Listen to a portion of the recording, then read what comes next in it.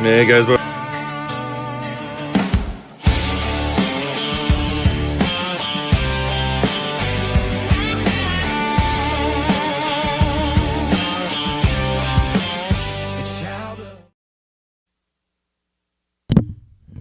Hey everybody, we just got done with Prophecy Mondays, okay?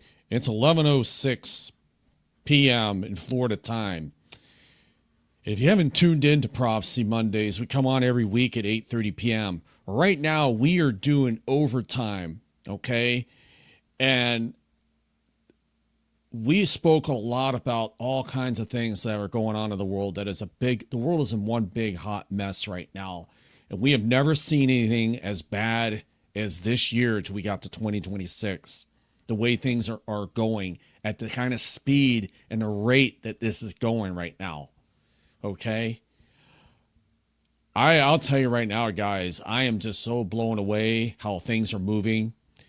Well, we got Steven with us, and we got Bubba News joining us. We're going to lay out some foundational truths about Bible prophecy, the prophecy puzzle coming together with Hosea 2 and Ezekiel 39, Zechariah 12, and the second coming. We're going to point out key scriptures in it and how it fits into the timeline as we go forward into the future and our current situation right now with the Iran war. Okay? So I'm going to bring them in right now. And we'd like to give a warm welcome for these fellas. How you doing, guys? Howdy. Now, I understand I'm not really hosting this tonight. I'm letting Steven stream on my channel. I just wanted to do the honors and do the opening, guys. I'm going to sit back and let whoever wants to host go right ahead. I am watching this thing right now at midnight with the Trump that he's about to make his move at Iran. Let's keep our eye on that. I'm going to keep one eye on that. If that breaks live on the news, we will plug it on this channel, on this show live. I was going to do it separately on my channel, but why not do it while I'm live on my channel now? It's okay. I hope that's cool with you guys. Because that's prophecy happening right now. That can trigger the rapture. Imagine us disappearing in the rapture while we're on air. Just imagine your clothes, my clothes dropping to the floor, folks. What an amazing time. I've always wanted to have that happen too. So yeah, take it away, guys. Go ahead. I'll shut up. All right, Bubba. Here we go. Yeah. All right. What scripture are we going to first? Well, first of all, there's some cool questions already popping in, and like Angie Jones, she was down there with us with Derek, and she's in chat. So, I mean, there's some things that I believe that we've connected that I didn't even have a chance to tell her because the Holy Spirit's shown me since I've even come home from the conference. I know. You texted me and you said that you were up till like 3 a.m. Yeah, this is why I haven't done any news on Telegram, and I need to get to it. But right now, finding these things that are just connecting, like, and they're right in front of us, is blowing my mind. I'm like, holy crud! All right. Even the other night, Stephen and I were talking together down in Tennessee, and we were even talking about Isaiah 17. And I was showing him how it breaks it down, and it literally gives us a synopsis in the first 3 verses.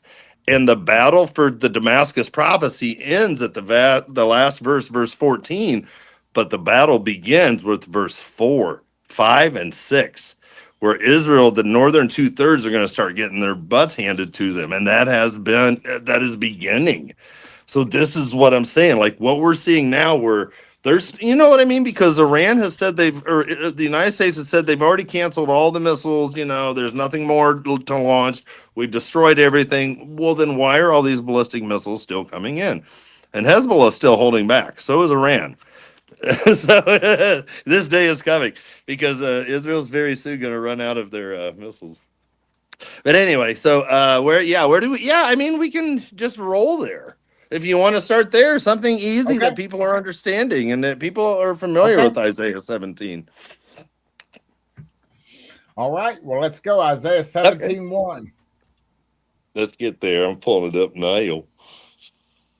See, I'm so excited. I didn't even know where to start in the Bible.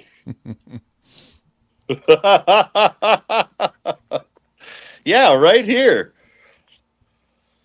I mean, the oracle concerning Damascus. Verses 1 through 3 are telling us the whole synopsis of the rest of the chapter, because it tells us Damascus is about to be removed from being a city. This has never happened before, because Damascus has been the longest continuous city that has been around since Abraham's time. David knew about Damascus. This is the oldest continuous city. This prophecy has not been fulfilled because it will be removed from being a city. Because if this prophecy has already happened, then why do we still have the capital of Damascus? Yeah. I mean, seriously, it's right here, guys. It's like, I don't know what, I mean, and this is just basic study. This isn't even digging in deeper. It will become a ruinous heap or a fallen ruin. That has not happened, where there's no more people left. You know, and it goes down. The fortified city will disappear from Ephraim, and sovereignty will be removed from Damascus. And the remnant of Aram, Aram, that's the Druze people right now that the Israelis are trying to protect, right past the Golan Heights, right there north of Jordan.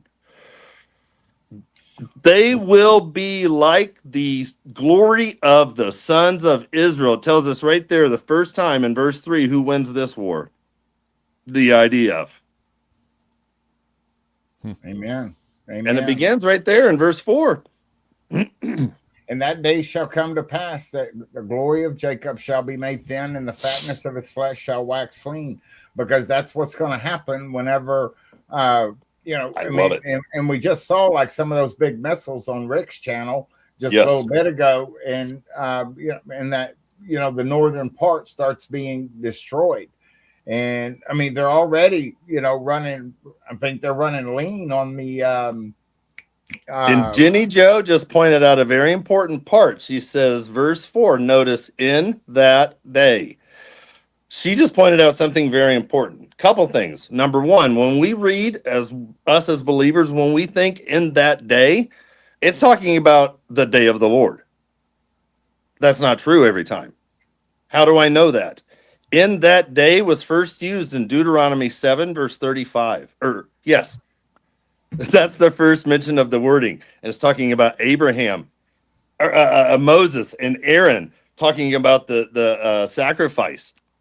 So in that day, that was then. That's not talking about, you know what I mean? That's not talking about the day of the Lord. That's what I mean. That's the beginning of in that day phrase.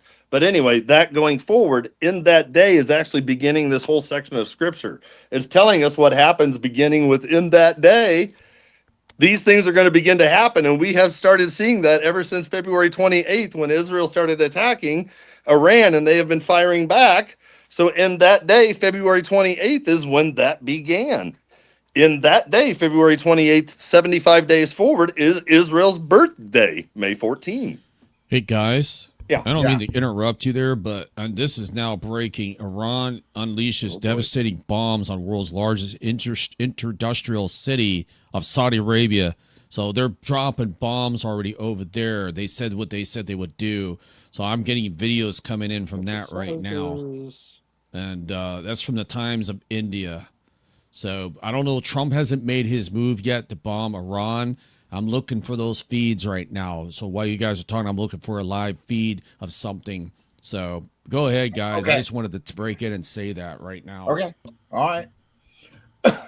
Well, Baba, we need to get that. Remember those? Where were we at when we were, at the lodge, and you had all those highlighted and the connections that were made. Yeah. Yeah, no, it's really cool. Okay, where do we want to go next? Boy. I mean, yeah, because it all starts.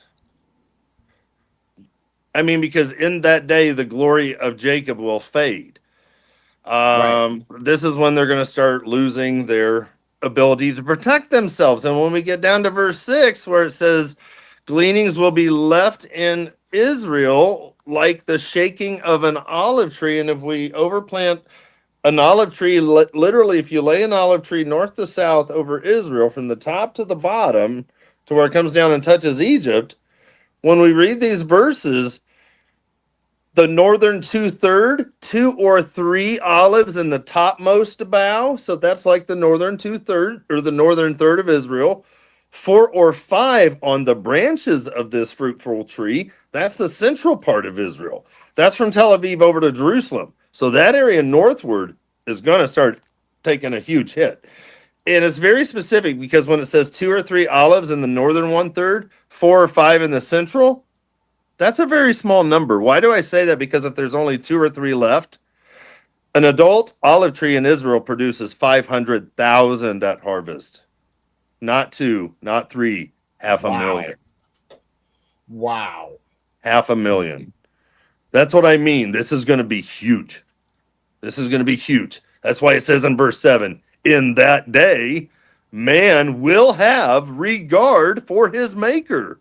Why? Because Israel's having the snot knocked out of him. I mean, and his eyes will look to the Holy One of Israel. And then this connects too with how we see them crying out to the Lord, help us, like in Zechariah 12 too, when God empowers them. Oh, hey, oh, what's your name, progressive girl? I forget your name.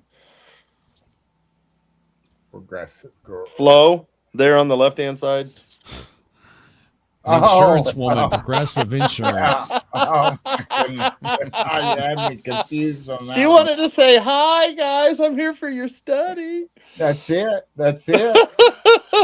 She wants to sell people insurance in the northern part of Israel. We don't need her insurance. We got Jesus as our insurance. Yeah. There we go. There we go.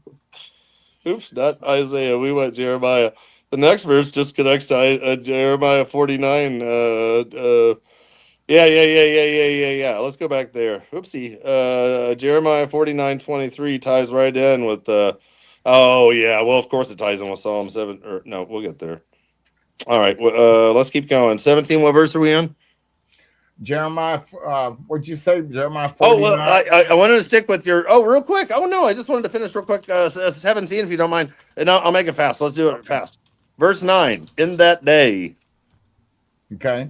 Verse 9, in that day, their strong cities will be forsaken places like in the forest. And we read about this. It also tells us right there who wins again.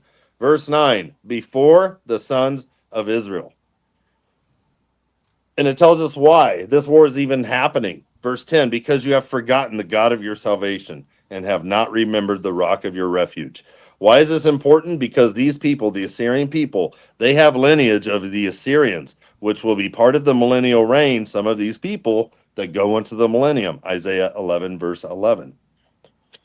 Anyway, and they are worshiping a strange God, verse 10, because they're shouting out Aloha snack bar, Allahu Akbar, the whole thing. Once we get down to, we continue verse 12. Once we get down to verse 13, again, the nations rumble.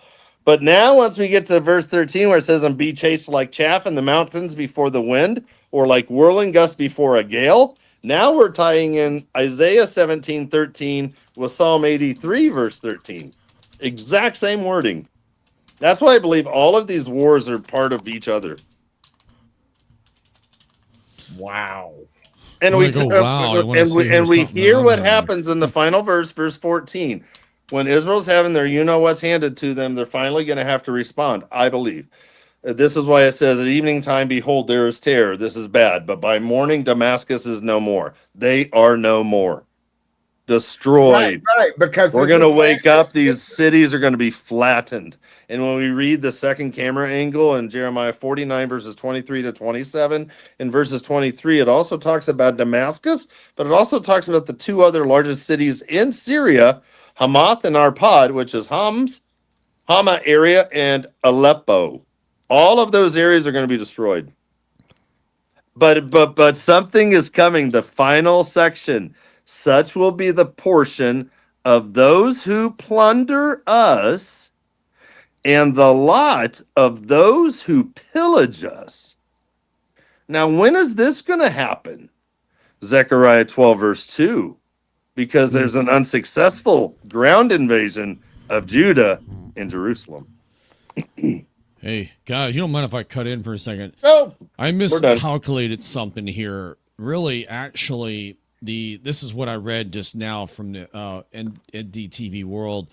That Tehran is the capital of the Iran area. With U.S. President Donald Trump's deadline reopening the Strait of Hormuz, Tehran has reportedly called on young Iranians to form a symbolic human chains around the key Iran facility. So they see them people standing, they won't bomb it. Okay, they're youths out there.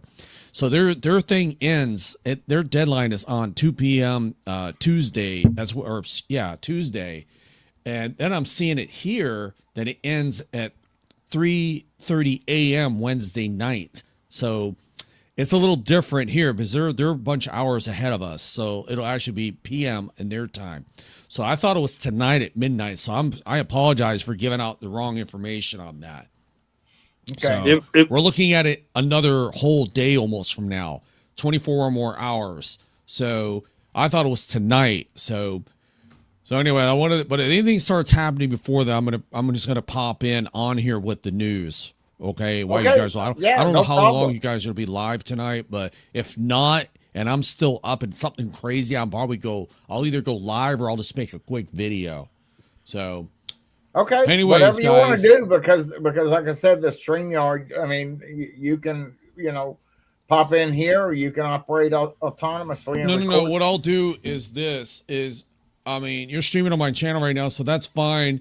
I'll just pop if something happens between now and the next couple hours, which I doubt anything's gonna happen. But if it does, it's major enough to go live. I'll just pop in here with my news, and that you guys, I'll just cut in on the show and let you show it on the screen. If nothing happens, then you won't see me for the rest of the night, okay? Or I could just do a separate video, quick upload, instead of interrupting your show for that, which, I mean, that's big news. I would think you wouldn't care. Yeah. Well, I mean, if you did that, I mean, and also you can run 2 different streams on your channel from the same, same deal. So, I just thought it was going on tonight at midnight, but I don't mean to hop out. But I want to do some other things here pertaining to my channel and things I wanted to do. And then I'll probably do a video tomorrow getting people ready for this deadline that's coming up. That's tomorrow night, folks. Late, it's the deadline ends. And, we're waiting, folks. We'll see what happens. So I'm going to go ahead and go, guys. I just thought I'd, show my respect and come on for a little bit. Thank you. I'm burned out. I just been on for 2.5 hours. So I'm like, I don't know how you guys do it. You're like an engine. You don't quit, man. We're only halfway through. Let's go. I saw that. I knew that was coming, man. And you saved that video for me, man. You just keep going like an engine. Hey, see this guy below me? He's dedicated, man. He'll go on for 6 hours after 2 hours. So daily streamer here. Bubba, nice seeing you, man. Good to see you. Hey, if it happens before tomorrow, we'll see you in the clouds, man. Yep. We'll sit here. We'll be talking about everything still when we get up there. I'm sure. We'll go by Chris's Cinnamon Shops. Yeah. Chris's Cinnamon Shop. We'll get some cinnamons. We'll say hello to Chris. Chris will be like, "I told you guys." It's part of the first thing that's gonna come out of his mouth. We already knew, Chris. So yeah. Gotcha. Hey guys, love you. Love you too, buddy. Okay. All right. Have a good show, guys. Thank you, Carol. Take care. Okay, Bubba, right here on verse 14, it says, and behold, at evening tide trouble. Mm-hmm. Okay. Mm-hmm. Mm-hmm. Okay. That's like Psalm 83 stuff, because right there, because it's Psalm 83 happens in the evening. Because remember whenever October 7th happened, that happened in the morning. So well, I could see the ground invasion beginning at night again. Yeah, under darkness of cover. Yeah. Yeah, and I have a feeling this is going to be way more than just a one-day affair. Because you're going to have all these armies that are marching into Israel to successfully surround the areas of southern West Bank, which is Judah, just outside of Judea there, just south of Jerusalem. So, I mean, but you're going to have them coming up too from the south. You're going to have them coming from the north. You're going to have them coming from Jordan. Oh, wow, dude. Even looking up how the armies are going to march in. Oh, no, no, no, no. How these guys with Ezekiel, how they're going to march in when they do their battle too. And they're going to come down the King's Highway and come around by the Dead Sea to come right in towards Jerusalem, but that's where they're going to fall. That's where God's going to kill them, just east of the Dead Sea. Haman Wow. Gog, the burial. Oh, it's so cool, dude. It's so cool, bro. Remember I've got that? maps and Can everything. I you was say? up last night looking up all this stuff. I wish I could show you guys on screen. I'll have to show you. It's so stinking cool. Do you have a screenshot of that? Remember all the colored that we were looking at the Rock and Rescue? Oh yeah, yeah. Send Whatever. me that What screen. verse do you want? You tell me a No, verse, and I'll send you my. you had a screen up on there with all the different colors and everything. Send me that screenshot, and we're going to start there. And then I want to move into, everything going up to 3 a.m. Yeah, That's the last couple. That's the last couple verses of Isaiah 17. Hold on, just a second. Well, no, I'm just saying those are the last couple. I mean, that's what I'm trying to say. There we go. All right, go over that.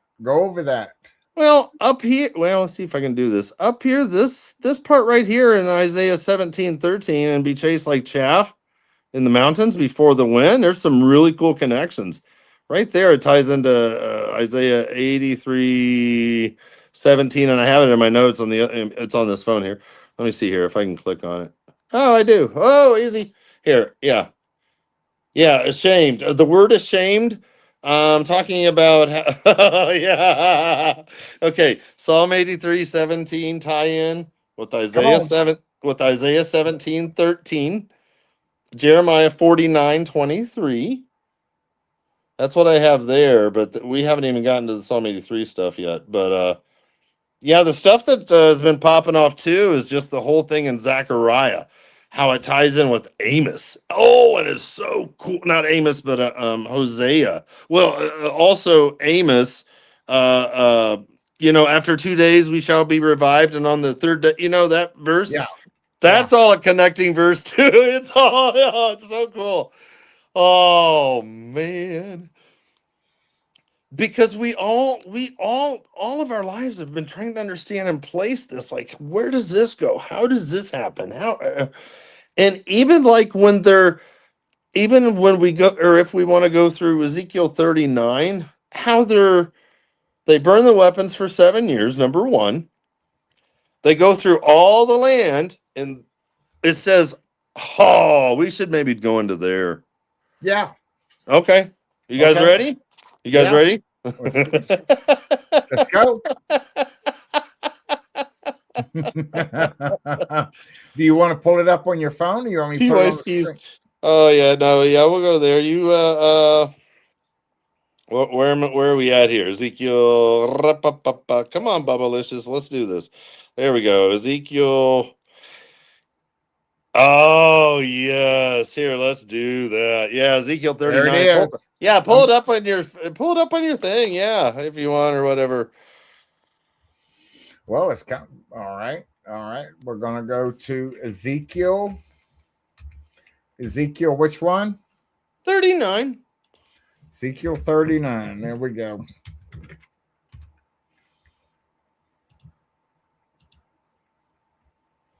Okay. All right, where are we here? Sorry, my phone's acting the fool. Here we go. No, it does. It makes me think like, oh, that is so wild, dude. When you look at Ezekiel 38:1 and Ezekiel 39:1, they're very similar. Just right there. Look at Okay, here look at there. But you keep okay. All right, Bubba. Hold on a second, man. I hate to be the bearer of news, but I want you to get stuff pulled up on your screen. Yeah. Okay. Yeah. On your phone, because I've got to pull out of this thing and restart this computer. Okay. But the live will continue. I'm going to full screen you and you keep going. Okay. While I restart my machine, and I'll be right back. Okay. All right. Keep going. I'll be right back. I will. We'll be right here. I won't tell anybody. I promise. Okay. Go. Hold on. I'm just scanning. Yes, bro. 39 and Jeremiah 2, bro. Yeah. Okay. TY skis. Yeah. Let's do that. You know what, Jenny Joe? And that's another killer thing, because KJV is that's the only one that has that, which I think is very interesting. And I don't like how they keep it out of the other translations. I don't like that, because I think there's something very important to that. In other words, 5/6 of their armies are going to fall. Leave literally 1/6 of them left, and they'll be fleeing back. I mean, and literally where they're going to die is literally close to the old city, Scythopolis, where the Scythians are from. Where the Scythians are from. When we look at the army of the north, Gog, Magog, that whole scenario, when we actually dig into it, we see the Scythians being the furthest parts in the north. But that's another fun study, especially like the Kremlin. I would love to go to the Kremlin. I mean, I don't know if I'd go now, but I'd love to go, because I love how Dr. John Barnett says, the coolest thing about the Kremlin is when you walk in, it's like they're like a state museum. And the first display you see is they all talk about the Scythians, how they're so proud of their background, their history there in Russia, and how they used to sit and bareback right on their horses, bareback without saddle, turn around at a full gallop, shoot their enemy behind them, done. I mean, that's just some really cool stuff. Okay, all right, let's get to. Oh, I just stopped my Bible app, but let's. What, guys? My mind. That's my problem. My mind just is so going. I don't even know where to begin. Here, let's just start with this whole thing. Bring you from the north. Here, let's just do it. Let's just start with verse 1. And you, son of man, Ezekiel, prophesy against Gog, who's the king of Gog. The locusts have no king. Proverbs 30, verse 27. But in the Septuagint, we see that the king comes from the pit, and the king is King Gog. And he's the king of the locusts that we read in the Septuagint. And Amos 7, verse 1. Check out Amos 7, verse 1 in the Septuagint. It's really neat. Anyway, let's keep going. As we all know, I will turn you around, drive you on, take you up from the remotest parts of the north, which is Russia, and bring you against the mountains of Israel. Why is God going to have to hook him and pull him down like a fish? Why? You guys, a lot of you know, some of you don't. The majority of Jews today have come from Russia and Europe after World War II. This is why you don't see, like, and I know the conspiracies. Look at all the Jews in office. They all have Russian names, blah, blah, blah. They're not the real Jews of God, you know. Well, where do you think the Jews came from? Because after 586 and then after 70 AD, when the temple destroyed, they were kicked out to go to every single nation on the earth. And this is why God created Israel in one day, brought them back after World War II. They are here. Anyway, so he's going to bring him down from the. Check it out. Verse 2 tells you where the battle takes place, guys, right there. Bring you against the mountains of Israel. It tells you where the battle's going to take place. Outside of Israel, right there on the Jordan border, which is right where they're going to bury the graveyard of Haman Gog, because it all makes sense. Anyway, God's going to strike your bow from your left hand and dash your arrows from your right hand. So their missile launchers, their missiles, God's going to break them. He's going to strike them and dash them down. You will fall on the mountains of Israel. All these people are going to die. They're going to fight in this Gog Magog war. You and all your troops and all the peoples who are with you And we see all the players there in Ezekiel 38, the previous chapter, verses 1 through 6. And I will give you as food to every kind of predatory beast and beast of the field. That is coming. This is why it's a desolation. This is why they're burying them for 7 months.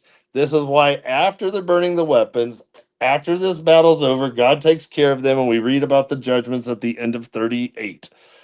So we see the 39 is now the cleanup process, where they're going to burn the weapons. They're going to go in this whole area, all throughout those mountains there, literally just north of Petra. But all those anyway, here he comes. Sorry, am I going too deep, guys? Let me know. You're not going deep enough. All right. Oh, wow. Well. Oh boy. Man, got to get keep up my $1 million studio look here, man. Okay. I love it. So what did I miss? So now let's just keep going. Let's keep going. I was talking about where they're going to be buried. Keep going. Yeah, let's get down to verse 11 because it tells us exactly where they were buried. On that day. Let's go with your phone. Put it on your phone. Come on. I want to read it. Oh, well, I don't know how easy this is to read. Yes, we can read it. Let's go. On that day, I will give Gog a burial ground there in Israel, the valley of those who pass by east of the sea. What are the sea? What is the sea? It's the Dead Sea. I'll keep going, Kitty. And it will block off those who would pass by. So they're not going to allow people to come through this area. Wow. So they will bury Gog there, the leader of the Magog war, with all his people, all his horde. And they will call it the Valley of Haman Gog. And I have pictures. For 7 months, the house of Israel will be burying them in order to what? To cleanse the land. How many people are going to do this? Even all the people of the land will bury them. And it will be to their renown right there. What they're going to do is they're going to set up a permanent marker for those going into the millennium to see what happened when they come against Almighty God. That we'll get to there too. Okay, yeah. But hold on right there. So if Putin is Gog, because we've been told it could be somebody else, because I have a feeling it's going to be a demonic something or other. But that being said, because as you and I talked about, there's a reason why this hook in the jaw is going to be there. Because after what's coming with, I believe, the radiation from Bushehr, how the Persian Gulf and the entire Gulf of Hormuz is going to be shut down for at least 6 months, because no one's going to want to travel in or out because of the radiation. The radiation is going to come into Saudi Arabia. It's quickly going to turn Saudi Arabia, which is already turning on Israel, to quickly back them and to want to go against Israel and take them out. And because their people are now dying, because Israel started this war, and because Israel started this war against Iran, Iran is now bombing Saudi Arabia. Mohammed bin Salman and all his structure of his money making oil. He's getting ticked. He's almost had it. This is going to push him over the edge. He's going to want to join with Hezbollah. He's going to want to join with Hamas. He's going to want to join with these Iranian proxies to attack Israel. But here's the problem. Once Saudi Arabia turns, as Saudi Arabia goes now, so does Jordan, so does Egypt. We now have the Psalm 83 war. It's all setting up. It's all setting up. And, and it doesn't make any sense that Putin or whatever, the Russians, would join with the Arabs. Well, but that's the here's how I remembered it too. ICOR, inner circle. Once God takes care of all those nations that hate Israel and have hated Israel for years and years and years, those on their Sabib, their borders, their neighbors. Once God removes all of those neighbors that have attacked Israel before, Right. There are now no more of those evil neighbors that God calls them to bug Israel anymore.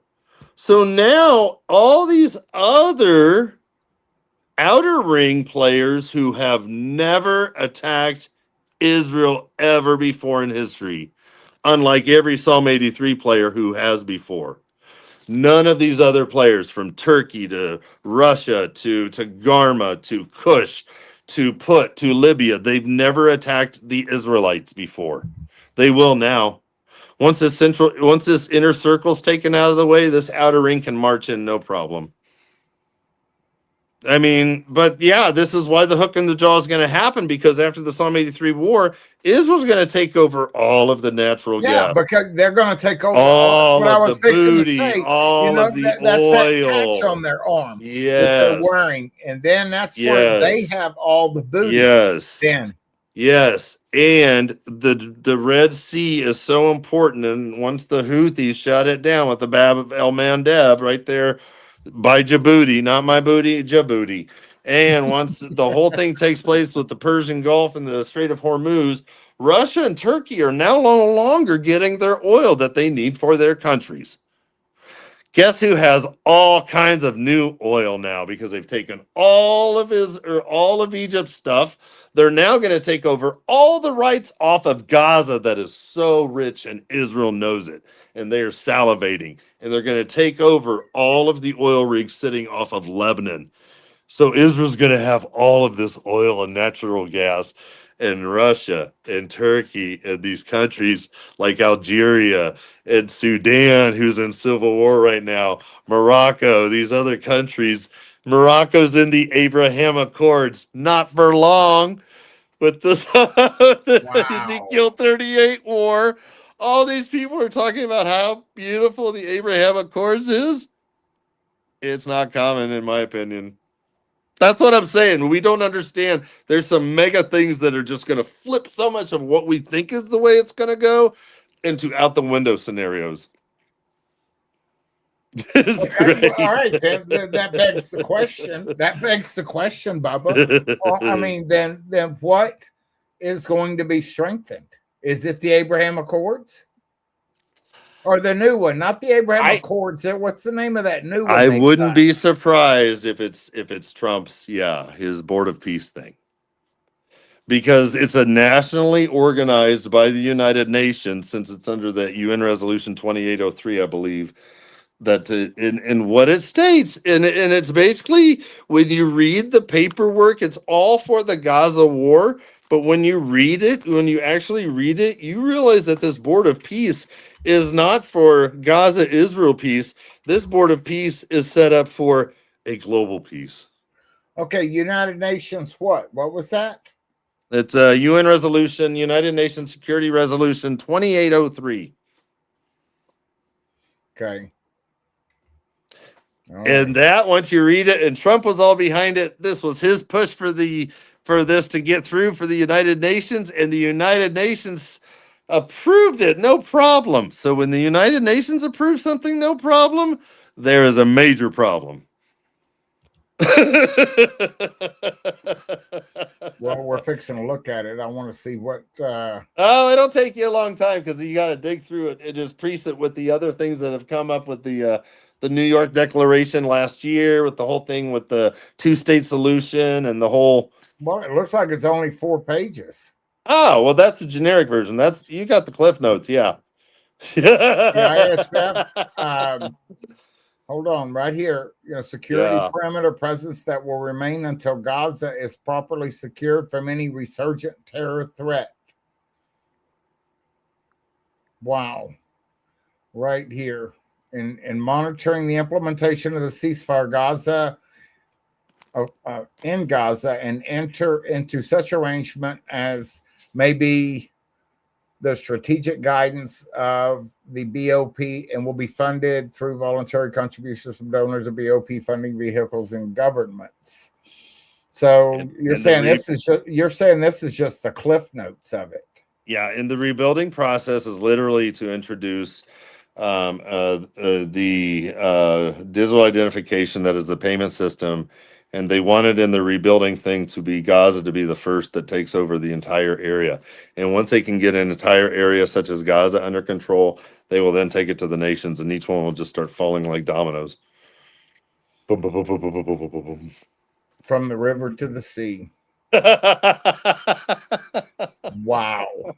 Wow. Oh. Man. Yeah, that's just the cliff notes of it right That's there. just the cliff notes. That's just the cliff notes. You know, Wow. and even like once we, and here's another thing, once we get down to Ezekiel 39 verses 17 through 24. 39. Ezekiel 39. Boom, boom, boom. Come on. Okay, there we go. Add the stage. Ezekiel 39, what? 17 through 24. And thou, son of man, thus saith the Lord God, speaking to every feathered fowl and to every beast of the field, assemble yourselves and come gather yourselves on every side to my sacrifice that I do sacrifice for you, even a great sacrifice upon the mountains of Israel, that ye may eat flesh and drink blood. That's correct. That's correct. Check this section out. We all wonder where this one goes.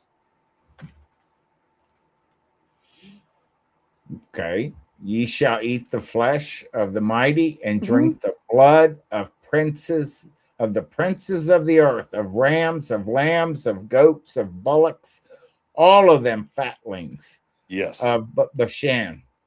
Yes. But the key things are this in verse 17: assemble and come, gather from every side.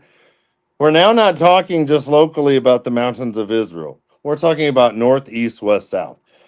In Ezekiel 39, this is so beautiful, and we always miss it. I've missed it for years.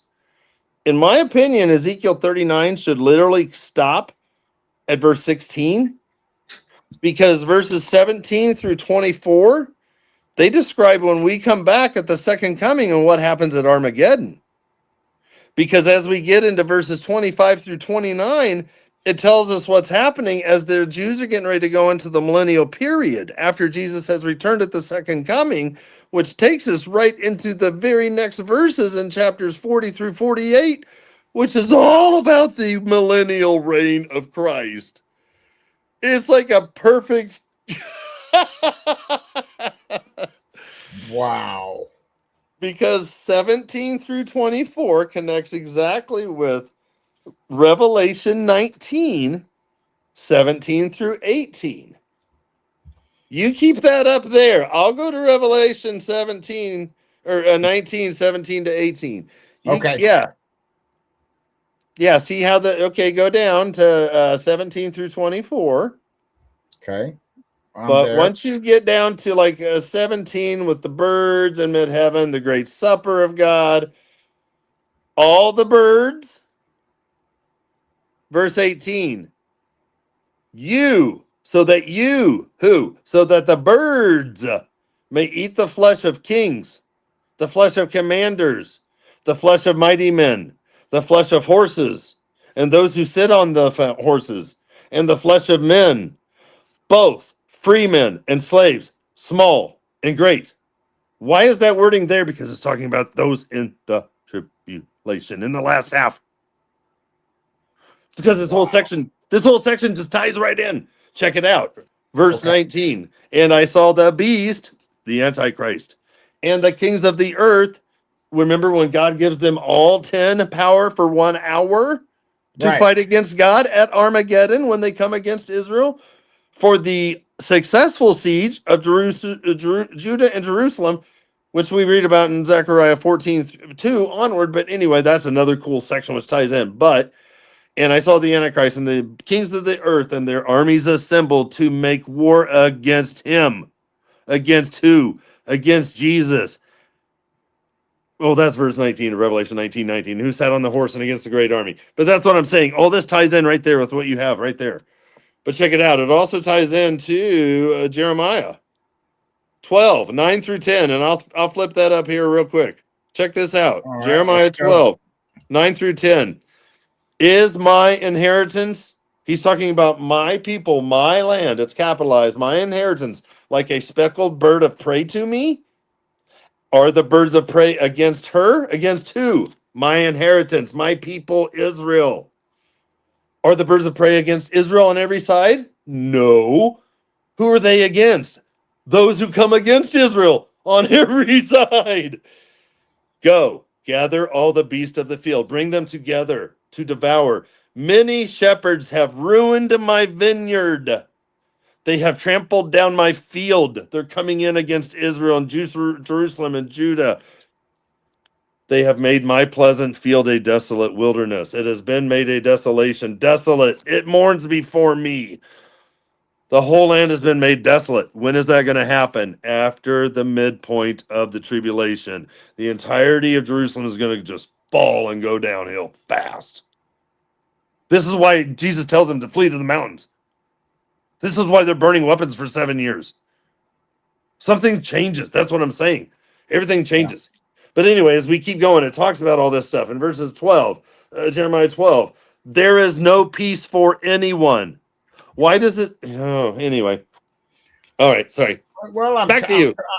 I'm trying to keep up with you here, man. I mean, I want to show everybody this. I know, but I mean, I just get too excited. Because if you can flip to it on your phone quicker, I know that's what I'm saying. That's how I should probably do it. Yeah. Yeah. Like boom, boom, boom, boom. Right. Yeah.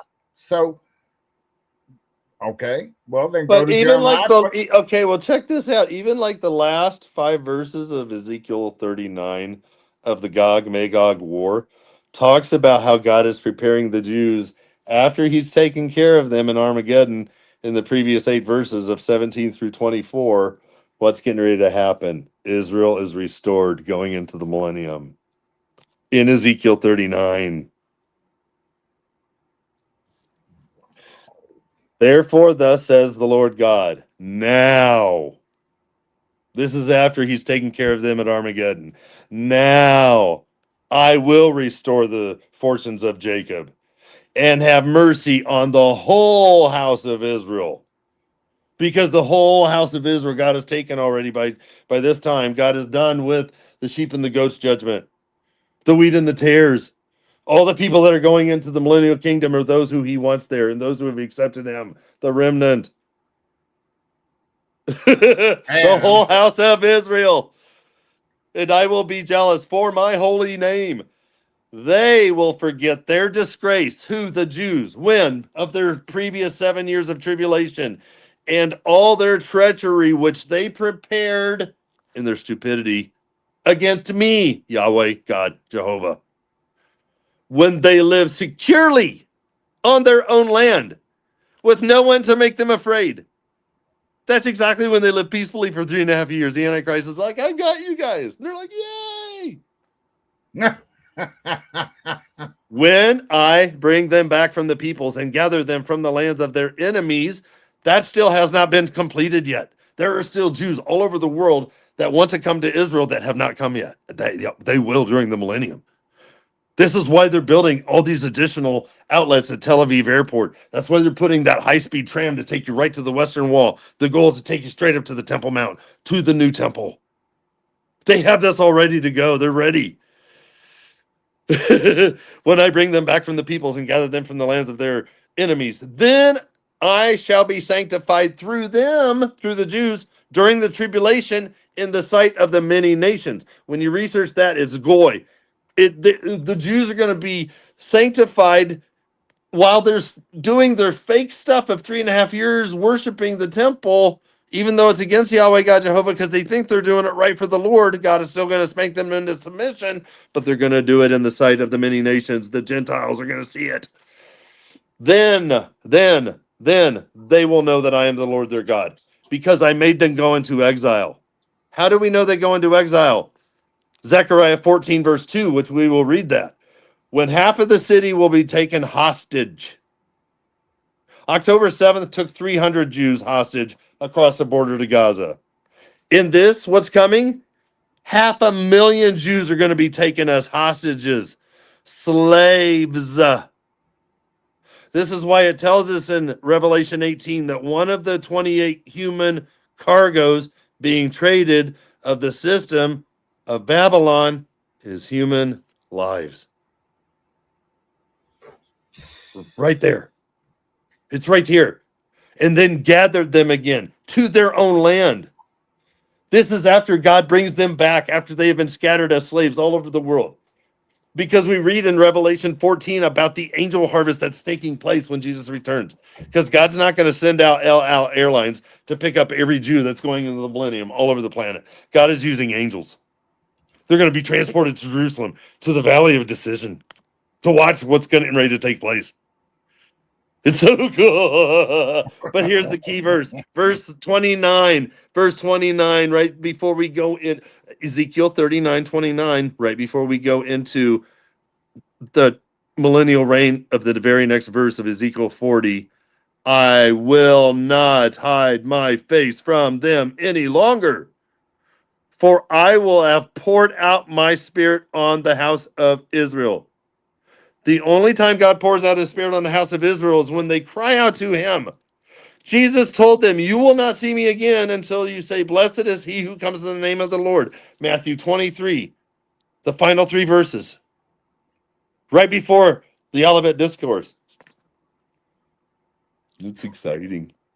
Oh, man. That's just the beginning. We haven't gotten to Zechariah 12, 13, or 14. I know, that's what that was I was thinking Zechariah right before you said that.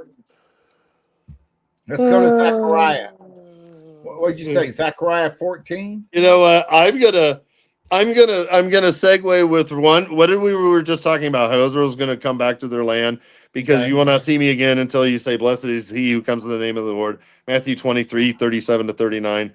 Well, check out, and I'm going to read it. Here's another connecting verse, Hosea 2, verse 23.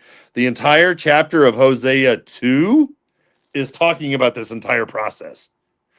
But verse 23, the very last verse of Hosea 2, wraps it all up. I will, this is God talking, sow for her, Israel, for myself. So God is going to sow Israel in the land for himself. That's what Hosea 2:23 says.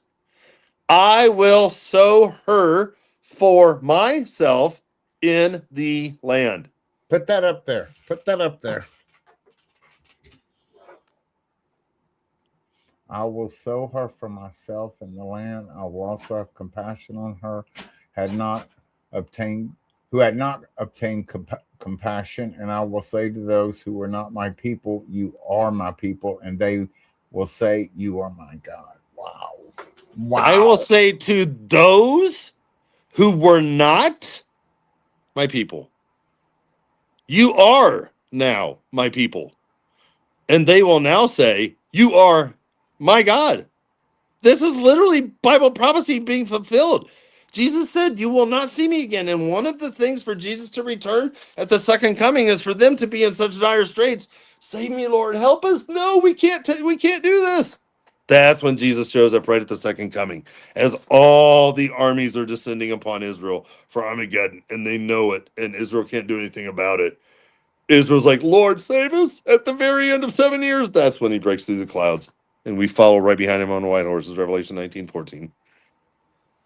So cool. Yeah. Dude, it's so cool. It's so cool. This is one of those things that I might have to go back and make cliff notes myself so I can go through and just fully just absorb this. It's so cool, dude. Wow. I love it because the entire chapter I put in my notes of Hosea 2 verses 1 through 23 is dealing with the Jews in the 7-year tribulation who live in Israel. But dude, there's some things in Zechariah that will blow your mind. Angie Jones. I know. Angie. There are some things in Zechariah that are going to blow your mind. You ready? I'm ready. We'll do a grand finale. We won't keep it forever if you don't want to, because it's midnight here Eastern time. So we'll keep it. We'll keep it kind of as a tease, because there's more. There's more. This is only $19.99 per hour. So keep going. We're billing everyone who's in chat. You'll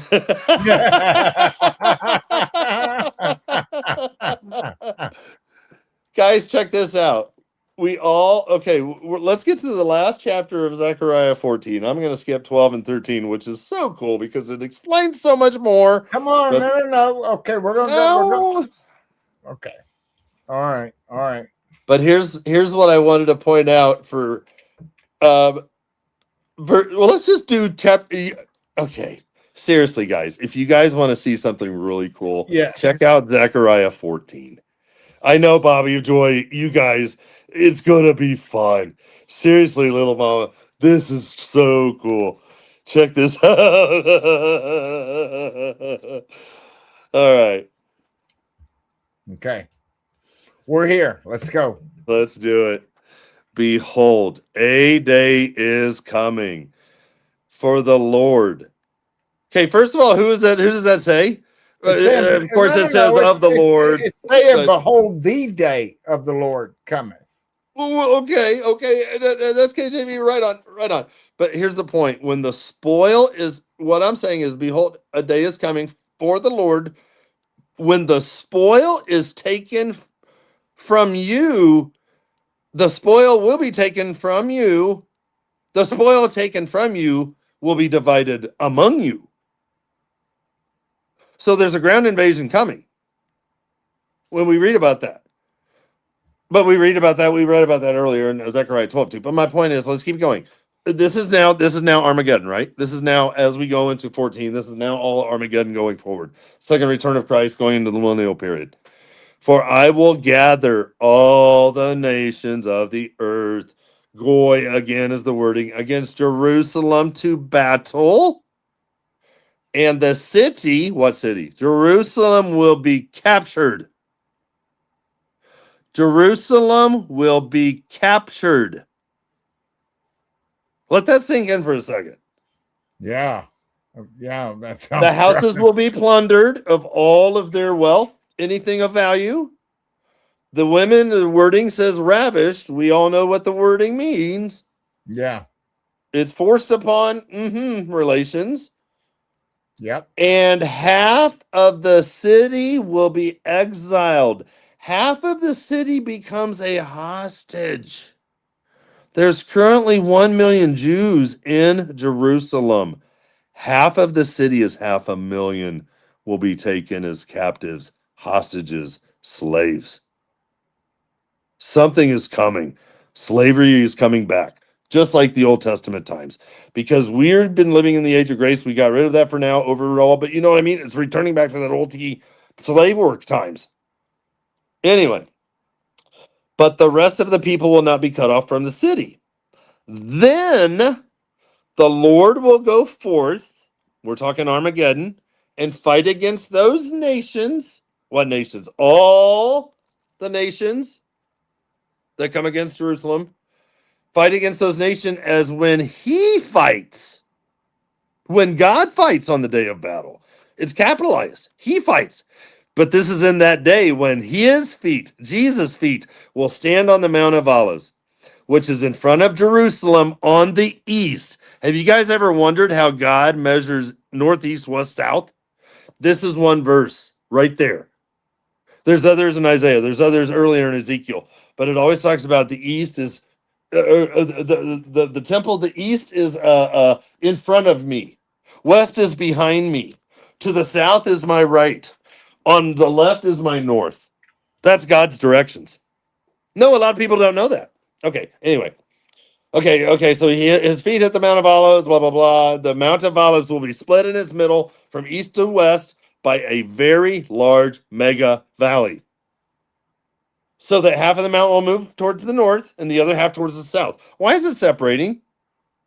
It's going to allow those in Petra to walk right into Jerusalem. You will flee by the valley. Who will flee by the valley? Those who are currently in Petra, who are hiding. Because God's going to be like, hey, I'm just going to split the mountain open. You're going to have like like Moses split the water so you guys could, I split the water for Moses so they could go through to dry land. Well, I'm going to split this mountain so you guys can come right to me. Okay. It's like Wow. Yeah. it's a Red Sea moment, dude. When Jesus' feet hit the Mount of Olives, it's a Red Sea moment. Anyway, let's keep going. Yeah. But this is what it talks about. Then, verse 5 at the end, then the Lord my God will come, and all the holy ones with him. This is when we return with Jesus on white horses. Because before this thing happens, Jesus has a couple of errands before we actually come and touch down on earth. You know what I mean? Yeah. Because just because Jesus goes before us, and yes, we're following behind him, he could be there in like half a second. Well, you know what I mean? What if we're but because he's omnipresent. And what yes, and he's taking care of business beforehand. He's rescuing. He's rescuing all those. He's shredding the wine press. He's shredding the wine press, and then he's dripping with blood. But this is what verse 6 talks about, the second coming when Jesus comes back. It talks about the second coming in Zechariah 14, verse 6. In that day, there will be no lights. The luminaries will dwindle or go out, for it will be a unique day. What day? In that day. What day is he talking about? The second coming, when Jesus returns to hitting the Mount of Olives. For it will be a unique day when Jesus' feet hit the Mount of Olives, which is known to the Lord, neither day nor night, but it will come about that at evening time there will be light. So it almost sounds like that twilight moment, where like as it's getting ready to get darker, Jesus comes back with the second coming, just whoa, no, we're not going night-night. The entire world is going to wake up. Oh boy. The king is coming. The entire world is going to stand awake and at attention now. Well, now you got me wondering. Okay, so during the millennial reign, is there going to be daytime and nighttime, or is it always just going to be light? No, because you're going to have humans on Earth. Right. And God's going to redo it for them. I mean, it's going to be like a Garden of Eden type scenario. Or they're literally be living in perfect conditions, but they'll still have sinful natures. Okay, right. Yeah, because that. Yeah. Okay. Yeah. But no, here's my point. Gotcha. Here's my point. As we continue in Zechariah 14, verse 9, now we're talking about what's getting ready to happen, because now God's getting ready to reign over everything, and the millennial's getting ready to take place. And the Lord will be king over all the earth. All the earth. In that day, the Lord will be the only one, and his name, the only one. Verse 10 gets exciting, because this is when the city of David sits on a slope, which comes down from the Temple Mount area. This entire tongue of the city of David that's sloping down, God is going to raise the land to make it huge and flat, because, and I'll have to research it more, but I believe that's what it is. Some people believe it's another part of Jerusalem there on the north. But my point is, God is going to raise the land. He has already split a mountain in half. So I don't think raising the land is going to be much of an issue, but he's going to raise a certain portion of land to make it large enough for the fourth temple that is coming. It is God's visitor center in the next few verses, or the next few chapters in Ezekiel 40 through 48, where every single person on the planet will be required to visit the Feast of Booths every single year. And if you don't come to the festival or the Feast of Booths every single year, God will not allow it to rain on your plot of land for 1 year until you can come back next year. So this is why Jesus rules with a rod of iron. Like, you guys are going to have perfection, but you just have some rules.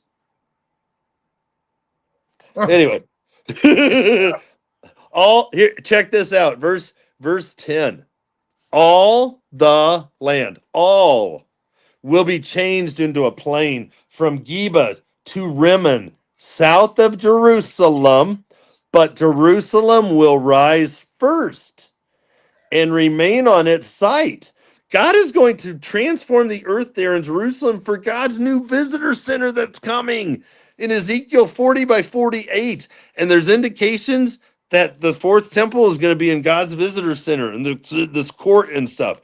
But the indications are that it's 7 miles long and 7 miles wide, almost 50 square miles. It's basically going to be like the world's, like we have the State Museum. This is going to be like the world's museum. Like you have to come to God's Visitor Center. Like we used to take road trips, or field trips when we were kids. Let's go. Anyway, but check it out. It's talking about Jerusalem. People will live in it, verse 11, and there will no longer be a curse. No longer be a curse. For Jerusalem will dwell in security. Now, this will be the plague. Now, as we get to Zechariah 14, verse 12, now we're tapping back into the Ezekiel 39, 17 through 24 that we just read, and the Revelation 19, 17 through 18, when we just read about the beast of the field, the great supper, where all of them die because of Armageddon, with Jesus when he slays them with the brightness of his coming. Now this will be the plague which the Lord will strike all, and it tells us who God's going to strike and why we know it's this time frame right before we go into the millennial period, because it says all the peoples who have gone to war against Jerusalem. The only time when all the entire planet is going to go to war against Jerusalem is at the end of the 7 years, because they're going to do Armageddon, because the entire world is going to say, screw it. They can't get rid of the Jews. The entire world is going to take them out. So what you're saying basically here is where their flesh shall consume away while they stand upon their feet. Yes. This is it right here. Coming. Yes. That's not necessarily a nuclear war or anything. That's correct, right? This is when Jesus, that's why it tells us, like, he slays them. He doesn't even give them a chance. He doesn't even give them, you know what I mean? He's like, no, you guys, you're done. This is why it says, when they go to war against Jerusalem, all the peoples, their flesh will rot while they stand on their feet, and their eyes will rot in their sockets, and their tongue will rot in their mouth. Who's he talking about? All those peoples that are coming for the battle of Armageddon. It will come about in that day that a great panic from the Lord will fall on them. You think? What version are you reading from? I'm using the New International Standard. I've used King James all my life. I have New King James. It's just because it's his Bible app. I'm just trying to keep up with you. That's all. I know. It's just his Bible app, and it's helping my mind. Like, click it, and I click on each wording, and I go to the direct Hebrew or the direct Greek, and each verse gives you connecting verses like a rabbit trail. That's why I quit looking at conspiracy theories, man. You check out the Bible, you can start connecting these things too. It's so cool. But yeah, this great panic is going to fall on them, and they're going to seize each other's one's hand, and the hand of one will be lifted against the hand of each other. Judah also will fight at Jerusalem, and the wealth of all the surrounding nations will be gathered, gold and silver, and garments in great abundance. So also like this plague, what plague is he talking about when their eyes rot out of their sockets, when their tongue evaporates? We just read about it. So also like this plague will be the plague on the horse, because it just told us who's going to die. The horses, the people, the men, the great, you know what I mean? Okay, so great will be this plague on the horse, the mule, the camel, the donkey, and all the cattle that will be in those camps of those people. Then it will come about that any who are left of any of the Gentile Goy nations, that's the Hebrew wording, that went up against Jerusalem. Well, if they've accepted the Lord, and they won't, because they won't accept the Lord. But it says that they will go up from year to year to worship the King, the Lord of hosts, because this talks about any who are left of those nations who went up to war against Armageddon. My point being right there, any who are left of all the nations that went to war against Jerusalem at the Battle of Armageddon. You're not going to have 85-year-old grandmas from Dubuque, Iowa, who are going to go march on Jerusalem at the Battle of Armageddon. Some of these people are going to accept the Lord Jesus Christ. That's why it says, any who are left of those nations, the Gentile nations. In other words, the Gentile nations are going up against Jerusalem in Armageddon, but the people groups that are not partaking in this, they will go into, this is why it says, they will go up from year to year to worship the King, the Lord of hosts, and to celebrate the Feast of Booths. And it says, and it will be that whichever of the families that do not go up to Jerusalem once a year to celebrate the Feast of Booths, to worship the King, Zechariah 14, verse 17, there will be no rain on them. We're talking about the millennial reign now, the people that are living there. In the family of Egypt, if a family of Egypt doesn't go up there either to enter, then there will be no rain to fall on them either. For it will be the plague which the Lord smites the nations who do not go up to celebrate the Feast of Booths. This will be the punishment of Egypt and the punishment of all the nations who do not go up to celebrate the Feast of Booths. And this is why it says, in that day there will be inscribed on the bells of the horses, holy to the Lord. Now we're talking about God's visitor center in his fourth temple in Ezekiel 40 to 48. And the cooking pots in the Lord's house, the fourth temple, will be like bowls before the altar. And every cooking pot in Judah and Jerusalem will be holy to the Lord of hosts. And all who sacrifice will come and take of them and boil in them. In other words, those who are participating in the sacrifices that are coming, but check it out. This is a promise for the Jews. There will no longer be a Canaanite in the house of the Lord of hosts. And that's the final verse of Zechariah 14:21. Wow, I might have to let this sink in a little bit. Wow. It's a deep one.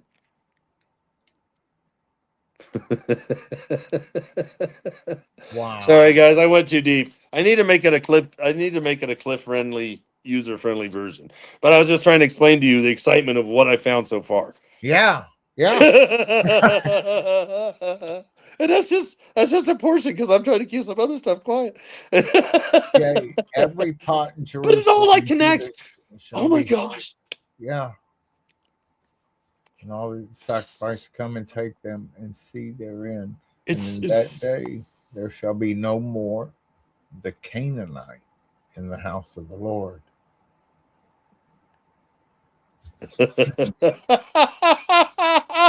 Oh, dude. Check this out. Remember how I told you how that they go and become slaves and human lives and tradability? Yeah. You know what I mean? Right. It tells us all about it in Zechariah 13, the chapter right before the final one. All right, you got me going, man. Hold on. No, we don't want to keep you 100 years, but just 200. No, that's fine. No, I'm good with this. 2 or 300. Hey, I got a few hours sleep. I know, man. I need more too. No. That's not what I'm saying. I'm saying, I'm saying I got a few hours sleep. So, you did. Yeah, man. It just takes me, a couple, a little bit of, power naps, and I'm ready to get up and go again. But here's just a quick nugget in Zechariah 13 where it talks about those who were being traded as slaves of the Israelites when Jerusalem was captured and 500,000 were taken as hostage. Okay, it will come about in that day that the prophets, the previous prophets, because it talks about in Joel 2 and 3, how that in that day, the young men will dream dreams and old men visions, you know what I mean? And the young people, prophets, Okay, so it will come about in that day. In what day? When they're getting ready to go into the millennial period, because they're not going to need any prophets. Like, you know what I mean? Like the two witnesses, And it'll come about in that day that the prophets will each be ashamed of his vision when he prophesies. And they will not put on a hairy robe in order to deceive people. But he will say, I am not a prophet. Because if someone says, hey, aren't you a prophet? And he's going to say, oh, no, I'm not a prophet. I'm just a tiller of the ground. Well, why would he say that? Because guess what's getting ready to happen? The swords are going to be turned into plowshares because we're getting ready to go into the millennium. Anyway, I am a tiller of the ground.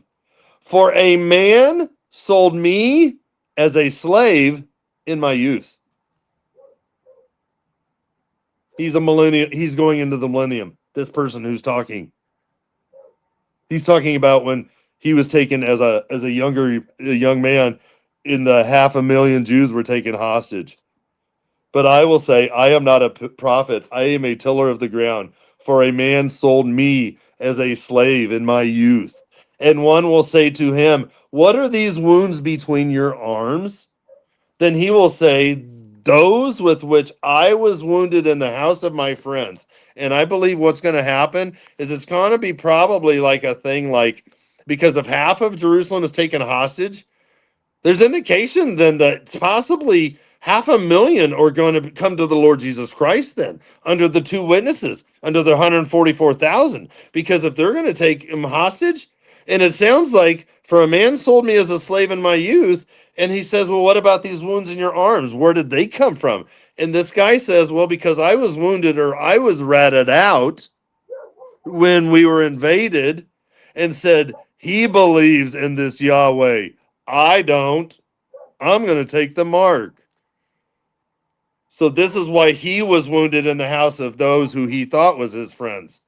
But this guy apparently had to go to prison because I was sold me as a slave to my youth. I mean, this is wild. A Waco sword against Mike. Yeah, I know, but this says this man taught me to keep cattle from my youth. They're saying taught me. Okay. But no. I mean, I mean, how does that be a slave for a man? For man taught me to keep cattle from my youth. And I'm no prophet. I'm a husbandman. Right. Yeah, and the word sold means to get or to acquire.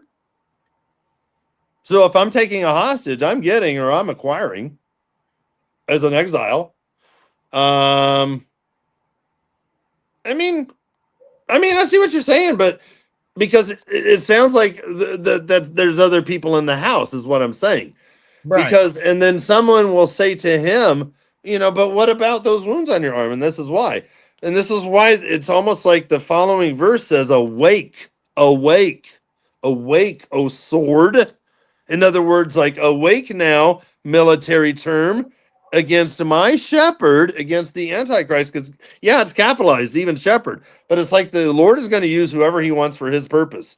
And against the man, my associate. So again, God's like using this, I believe, declares the Lord of hosts. Strike the shepherd. Strike the leader. Strike the Antichrist. Why? Because that the sheep may be scattered. And what's going to happen when Jesus says, when you see the abomination of desolation, flee to the mountains? Matthew 24:15-21. And when half of Jerusalem is taken hostage and half of the city is taken exiled or captive, their sheep are going to be scattered again, once again, all over the world after they've already been brought into the land. I mean, it's crazy because it says it will come about in all the land that two parts in it will be cut off and perish, and the third will be left in it. Now, here's a conjecture. What if the 2/3 there, that is, we always think it's going to be one, because, we always hear about those who go to Petra, and then there's like, well, then there's like another third, and then maybe another third. I don't understand. I don't know. I'm throwing this out there. Right. Because what if the two parts in Israel that are cut off and perish are Israel's northern 2/3? And the reason I say this, from basically Jerusalem to Tel Aviv, north to, Haifa in the Galilee and stuff, is because what is the other areas that the unsuccessful siege happens in Zechariah 14 or Zechariah 12:2, and then the successful siege happens in Zechariah 14:2. Because both times both times they're talking about Judah and Jerusalem, and that's in that like right. yeah, Because it was, and that literally is like almost a third, almost like the rest of the 2/3 is that the northern Jeroboam took them, and said, you don't have to go down to Jerusalem anymore to worship. Yeah. You can just worship up here. Because check it out, and it just finishes up. I will bring the third part that survives this through the fire. I'm going to refine them as silver is refined. I'm going to test them as gold is tested. This 1/3 that the Lord is refining, they will call on my name, and I, the Lord, will answer them. I will say they are my people, and they will say the Lord is my God. Again, this is what I'm saying. This is all like part of this whole package. It's so cool. It's so beautiful. Wow. That's all. Okay. Wow. That's all. That's all. That's all, little mama. That's just a hint. That's just a test. But that was way overkill. Yeah. This should have been this could, you know what, I could get this down into like an under 30-minute thing, but this is just Bubba's excitement, and yeah, because it's a lot easier with visuals, and then when you can see a map and see verses, and then you start connecting, and even when I put up one verse and another one, they're gonna read like they're gonna read Zechariah, and they're gonna read like Revelation, or they're gonna, and they're gonna be like, oh, so they're still talking about the same. Yeah, they're still talking about the same thing. It's like God's a God of order or something. Yeah. Wow. That's what I'm saying, man. Seriously, it's so cool. Well, I mean, if it's a third from Jerusalem, then we have a problem, because then that's only talking about 167,000 people that's going to enter the millennium, and that's possible too. But then, what are you going to do with the other set of people that are in Petra that have made it out and have not been captured? I mean, no, those are valid points. Those are very good questions. I'm with you. No, trust me, I'm with you. I'm trying to. Hey, walking with Heather. Great to see you, Minnie Thomas, and all these people. Hi. I told you, man. Jobo's going to be like, man, I already got my popcorn. No. To see what the popcorn meter's doing. I mean, because there's going to be remnants from every nation that are going to survive. Yeah, and that's why there's even an angel harvest. You know what I mean? That's what I mean. That's why it's even mentioned, like, this is how the people are going to be brought to the valley of decision. Those who live on the rest of the planet, and those who are going to be brought to Jerusalem to enter the millennial kingdom, because both sets of people are going to be scattered all over the world. I mean, it's so cool, and I've done that video before. I should do that again too, like the angel harvest, where it talks about, two should be grinding at the mill, one should be taken, and the other left. Two should be sleeping, one should be taken, and the other left. I've always thought, oh, it's a rapture verse right there. Well, actually, when you tie it together with all the other verses, you'll start seeing like, they do connect. No, it's really cool. Man, I might put this on slow-mo. It's just like yeah. Wow. Yeah, it's gonna get insane, guys. I know, it's gonna get nuts. Yeah. It's gonna get absolute nuts. No, I know. I could have done a 2-parter. Sorry, Deidre. I was trying to think of how to phrase this the fastest I could, but my mind, there's so much in there. It's like, man, I just want to take out my sponge and wring it out and let somebody else pick up the information so I can input more.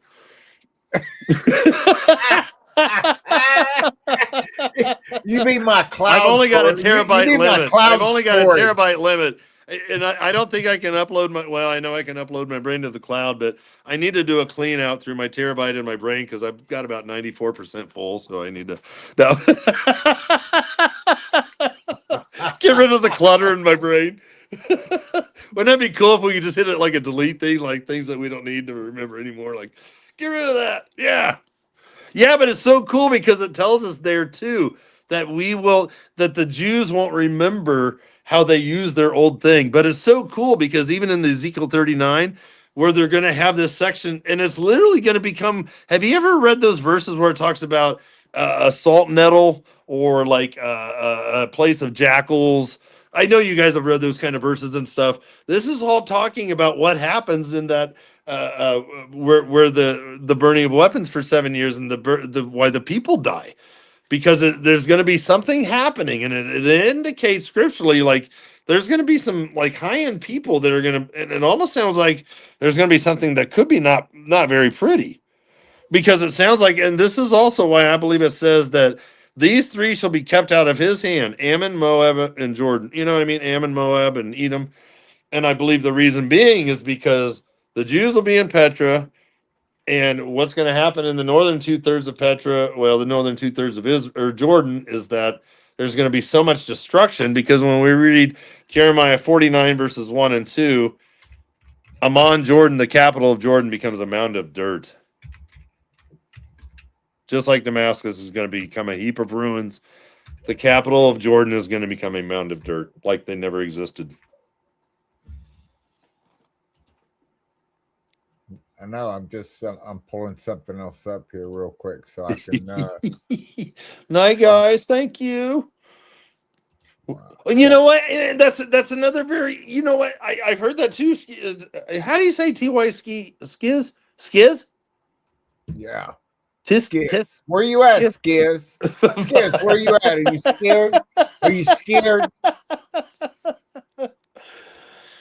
Yeah, no, I know, right? Yeah, because even Chuck Missler talks about that. You know, those who love me, and well, that's not the same wording, but yeah, these wounds between your arms. Yeah, no, I know.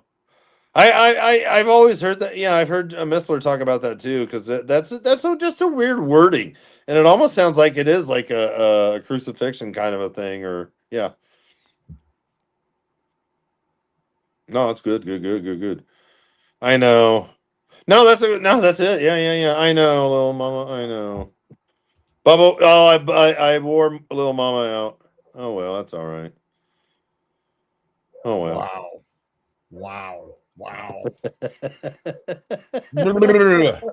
My goodness. Okay. All right, man. You know that like burnt my brain there, man. Wow. Things that make you go, huh? Yeah. There we go. All right. Was it too deep? It was great, dude. It was great. Yeah. So yeah, I need to post. When did you post that right there? The pilot got rescued. Yeah, that was that was really wild. I mean, because they used they brought in I mean, we lost 2 of our C-130Js.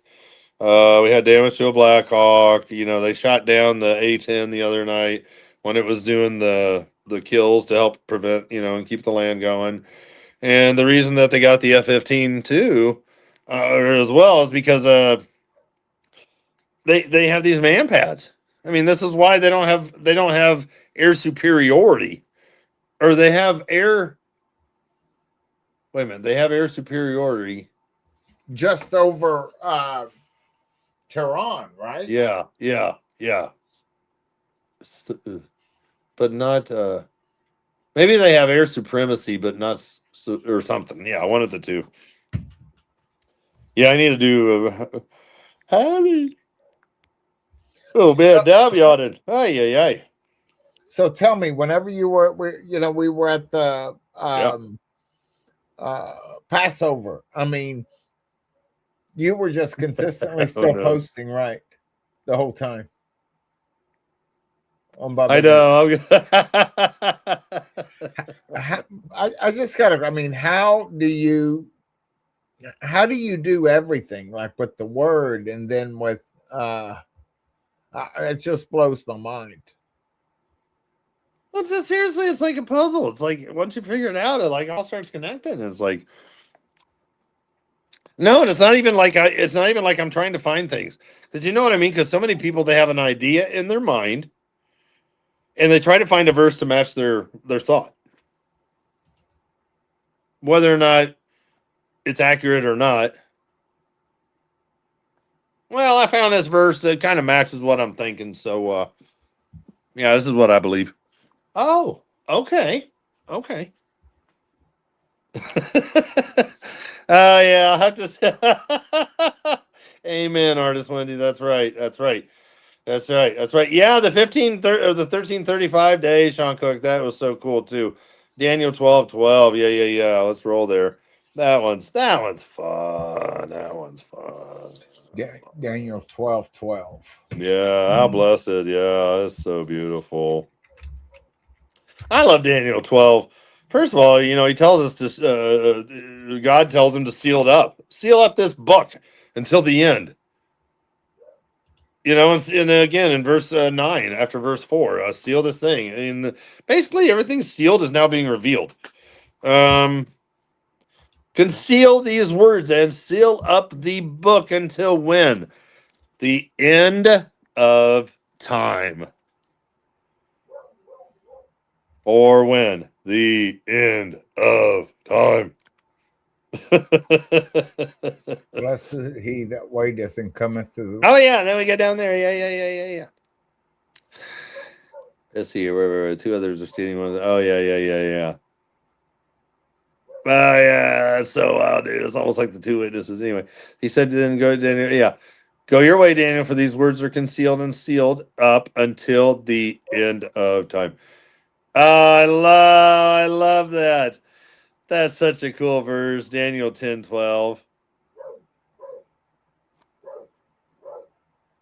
Well, that was thing that I was thinking about when we were at the Passover. Yeah. Is that with Daniel, when Daniel was asking, But check this out. If God would have revealed any part of of that, he would have been like Abraham, and then like the number, okay, well, what year? Okay, Yeah. what month? Okay, the what day? What hour? Yeah. Oh. Wow. Oh. What's that other verse we just read? Oh, Jesus is the way. Bubba, do you have ADHD? Man, I have ABC 1, 2, 3. I drink way too much coffee. Oh, I really do. Yeah, I've always had just extra energy. Oh and my just, gosh. When I was 5 years old, I started taking piano lessons with the pastor's wife, and the second week my legs were just going back and forth underneath that Here we go. We got a stool. question right here, Bubba. There we go. Yeah, I'm not sure about that. Daniel missed the first one because see, you know what? That's a weird one because I'm not 100% confident he was detained unless he was. I'm not sure because I find it interesting that he's missing and he's like the bride, or he's like us, but the Shadrach, Meshach, and Abednego, they had to be tried like the Jews, they had to go through the fire, be purified. I don't know. That's a great question. Great question. That's a great question, Deidre. Yeah, and I'm not as versed on the second Passover.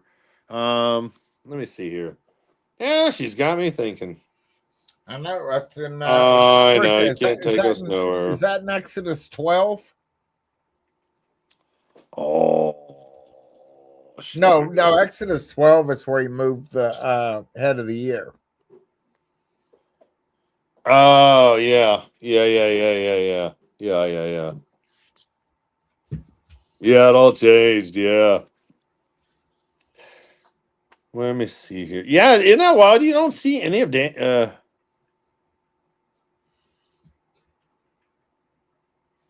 Yeah, I'm gonna have to go back and study. Anyway. All right. So what do we got here? A honey bun. Yeah, I'm good with that too. Yeah, I'm with you, Akira. And Absolutely.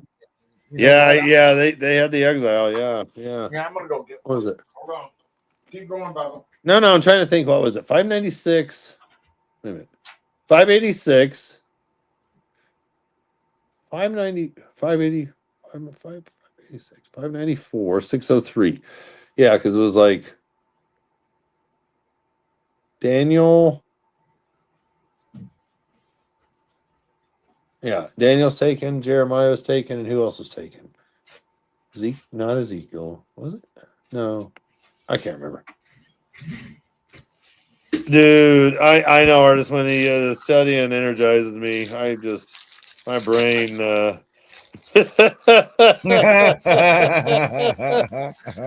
Crunchy D, it's fun, mate. I mean, it's just, yeah.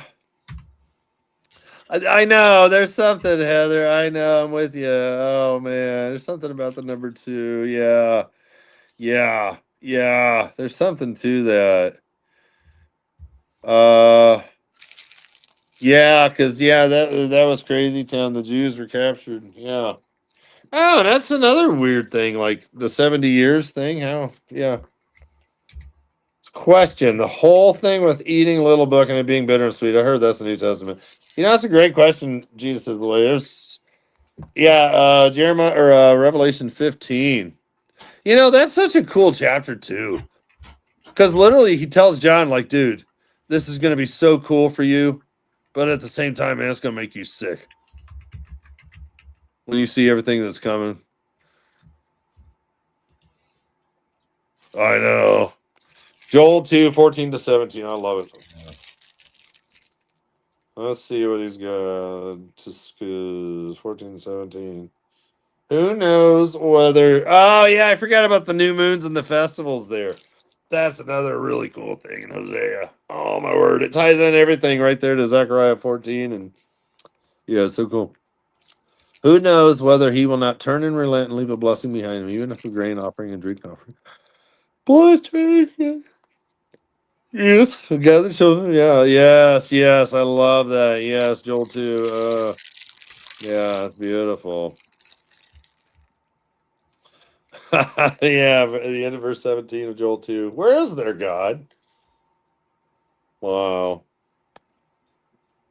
Let the bridegroom come out of his room and the bride out of her bridal chamber. Oh, dude. No way. So this You've literally already is moved talking about like the 3 second subjects coming. ahead of me, man. Wow. That's killer, dude. That's totally talking the second coming. Wow. Return to me with all your heart. Wow. Joel 2. The Lord utters his voice before his army. Surely his camp is very great. What, are you eating matzah? Dude, did we forget the chocolate matzah? Hey, Angie, we need more matzah. Yeah. Bring it, Angie. Yeah, what's the number Okay. 2? I can't remember. All right, Bubba. Yeah. See, you already moved up, 4 stages ahead of me, and I'm still going. I'm back. So it says, where. How do we get Daniel missed Passover in Daniel 10, 2-6? In those days, Daniel was mourning 3 I'm full not sure. weeks. That's a great question. Let's see here. Did I mean, Daniel it doesn't miss say Passover? anything about Passover there. Yeah, Daniel had his fast. Yes, Daniel missed a Passover when he was in a morning fast during the time of Passover. Yeah. I never knew that. Okay, where are you reading that at? Well, let's find out. Chapter 1 refers to a 10-day test where Daniel and others with him were permitted to eat vegetables and water to avoid the Babylonian king's food and wine. After remaining healthy after the end of the 10-day period, they continued their veggie diet for 3 years of their education. The passage in chapter 10 refers to a 3-week fast of no, that's not right. Why are they trying to compare Revelation or Daniel 10 with Revelation 1? Yeah. Well, that's Wikipedia for you. Never mind. Oh, sorry. Did I say that out loud? You talking about Okay. Wikipedia? Well, I mean, I'm trying to remember because if there's something there, Daniel 10. Yeah, then in those days, Daniel, had been mourning for 3 weeks. Understanding of the vision. 3 weeks, I did not eat. I did not eat. On the 21st day of the first month, while I was on the bank of the river. So now we're talking. Oh, hold on here. So now he's in a fast. If he's on the first day of the 21st month, or the 21st day of the first month, he's still technically, you're right. He would miss it. He would miss it. Yes. Good job. Who said that? Deidre. I think so. Yes. Deidre nailed it. She gets a gold question. That's wild, dude. We need to go on together. Oh, yeah. You guys just. Oh, yeah. Angie Jones, the whole thing. The timing in the chapter is Nissan at the time of the delay over. Chapter Nissan 24. Oh, wow. Dude, how crazy would that be? So day 24 is literally. Well, how long is it past? Well, hold on. Now you got me stinking thinking. Man, now you got me thinking, guys. TSS. You know, they might be right. I think they're onto something here. Hold on. So there's Nissan 1. So the 21st day. I'm so trying to keep up. You just keep going. Keep going. I'm It's literally the Feast of Unleavened Bread, then. Wow. Huh. And that's when the Feast of Unleavened Bread ends, the Passover. Well, I guess here's my question. If you're doing a 21-day fast, would you be unclean? No.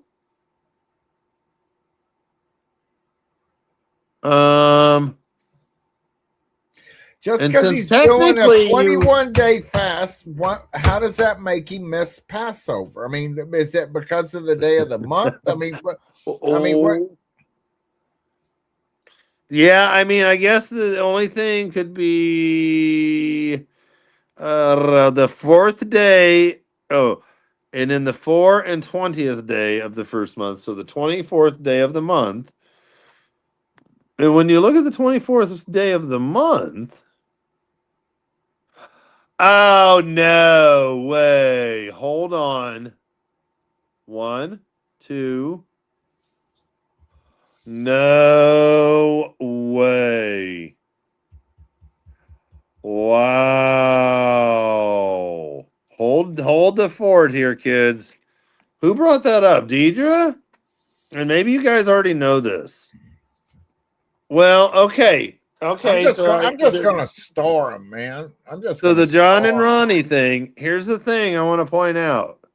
If they can try to somehow finagle Daniel's 21-week fast into the beginning of Nissan or Abib 1, the 24th day, 1, 2, 3.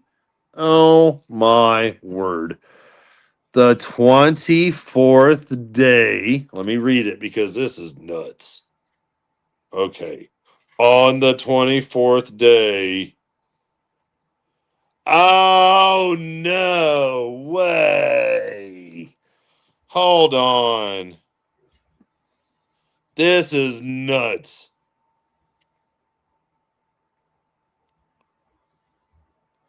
Wow. Wow. Wow. This is nutty, Professor. Dude. Okay, Deidre, are you here? I wish you were on the phone, Deidre. Johnny and Ronnie or whatever, they might have found something. They might have found something. Brett from God's Land Down Under said, "Hey there, guys." What up, dog? Hold on. I've got something really cool for you kids. There may be something to the departure for the 24th day of Nissan Abib. Wow. Wow.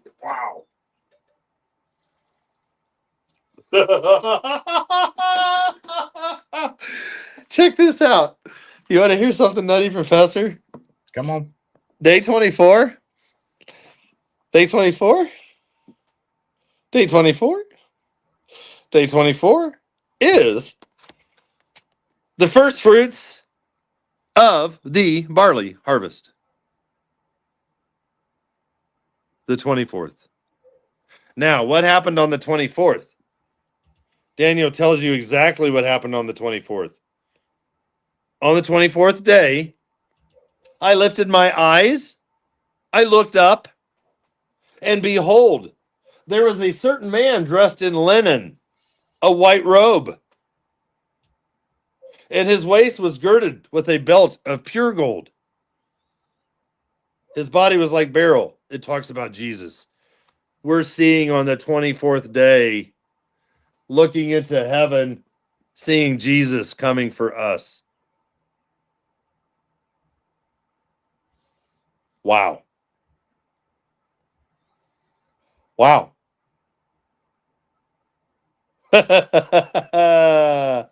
Oh, oh, no way.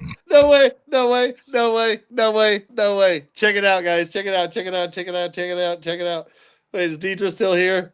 Wait, wait, wait, wait, wait, wait, wait, wait, wait, wait. Wait, wait, wait, wait, wait, wait. Okay, at the second coming, every eye will see Jesus. At the rapture, only us who are believers are going to see each other go up. How do I know this? Because at the ascension, Jesus says at the last version, at the last part of Matthew or Luke 24. What are the verses? 47, 49 through 51, somewhere in there. The last couple of verses of and then the last couple of Luke, and then we have Acts 1, 9 through 11. Jesus said that he will return because the two men that met them, and they said, "Why are you still looking up? The same Jesus who you saw go up will return in like manner." And how did he go up? And how did he bring, or how did he, Jesus went up and only believers saw him go up. None of the other people of the world did. Only believers saw Jesus go up.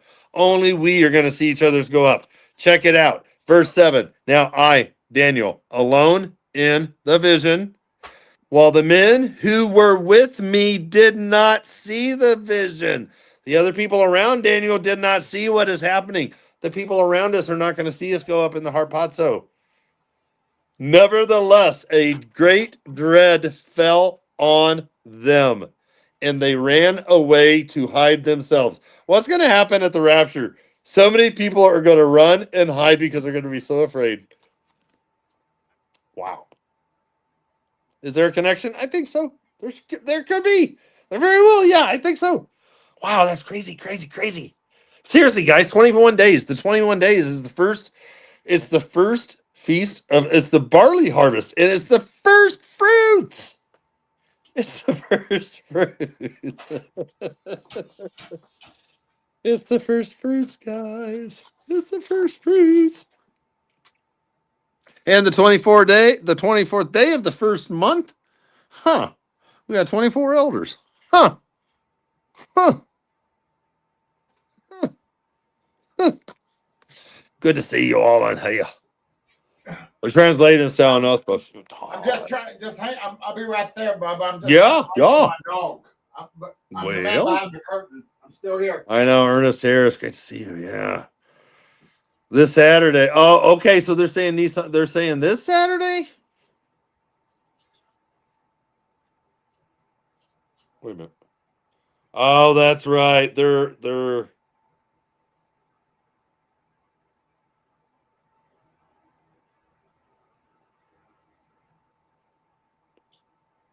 14, 17, 18, 19, 20, 21, 22. Wait a minute. Hold on. Let's do the math. 17, 21, 22, 23, 20. Yeah, 24. What the freak? Wow. It's cool. That's exciting. Either way, we go home soon. Yeah, he stayed up all night, straight up troubled about it. Oh, Haggai, he came on a 24th day. Yeah, exactly. Jesus is the first fruits. You're good, Corley. What we got here? Where were we? Where were we? Oh, Daniel 10. It's really cool. Verses 4 through 7. I see some major prophetic idioms of the harpazo right there. That is really cool.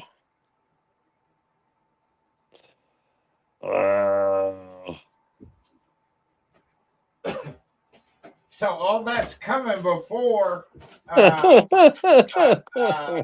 June, right? Before the Psalm 83 war. I think let's see here. Oh man, I can't even think anymore. I can't even think now. Come on, Baba. Remember we went over that. Okay, what now? Keep going, keep going. What now? What now? What now? No, I'm just saying that all comes. What you're talking about all comes before June, right? I believe. Yeah, I believe so. Because today and check this out, because if we then depart really soon, oh snap, that'd be too cool. I'm good. I'm so good with that. I'm so good with that. Oh wow, dude, that would be nuts. That means we could literally be departing in a week. Yeah. Yeah. Because we just had pass. So then Wednesday. Oh, wait a minute. Let's see here. Because my dream, I had a rapture dream.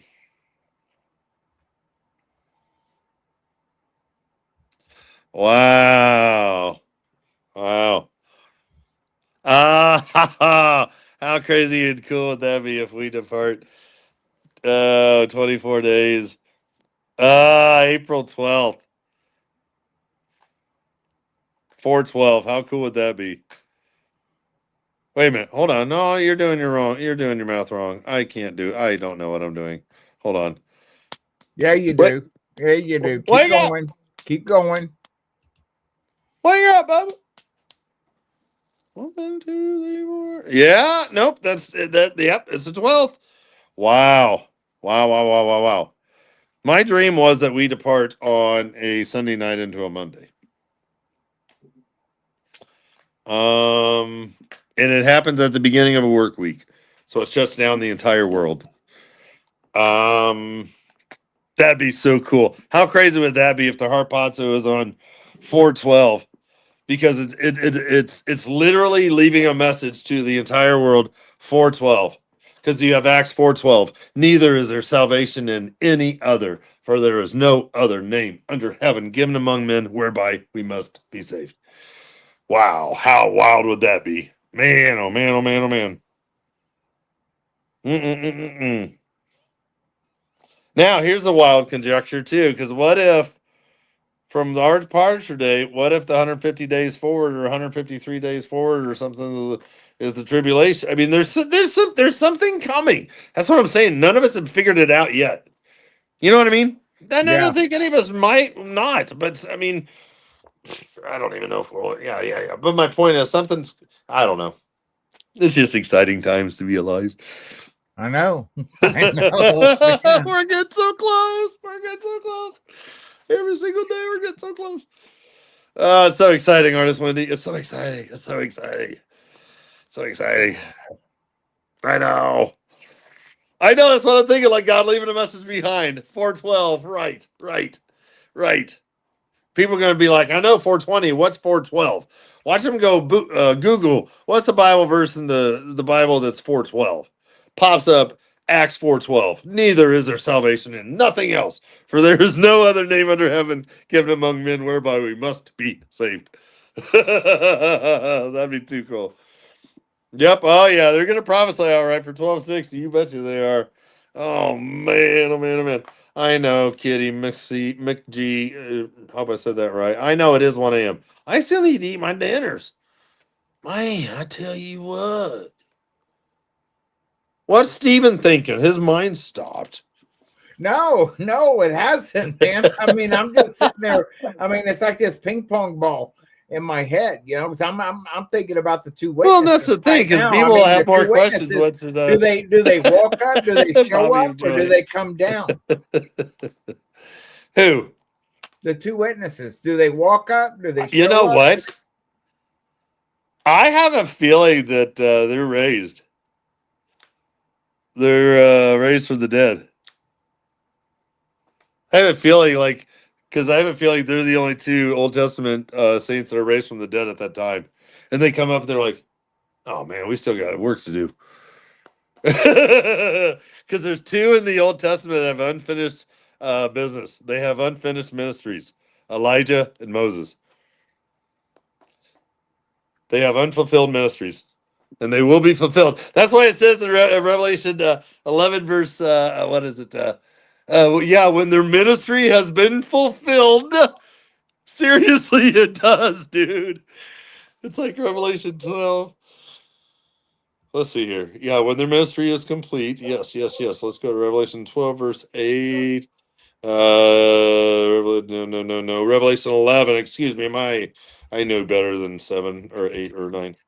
Yeah, there it is. Well,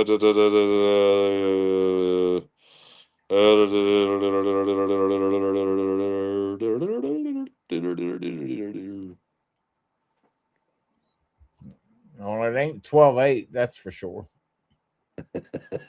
There it is. Verse 7. When they have finished their testimony, when they have finished their witness, when they have finished their evidence, when they have finished their ministry, the beast that comes up out of the abyss will make war with them, those two, and overcome them and kill them. When they have finished their testimony, their ministry, their mission, their What chapter and verse are you reading that from? Revelation 11, verse 7. 11. Yes, Okay, sir. thank you very much. 7-11 backwards, if you have Tourette's. And when they have finished their testimony, the beast that ascendeth out of the bottomless pit. He makes war with them. Okay, so where are you getting it from that Moses has not finished his ministry? Right here?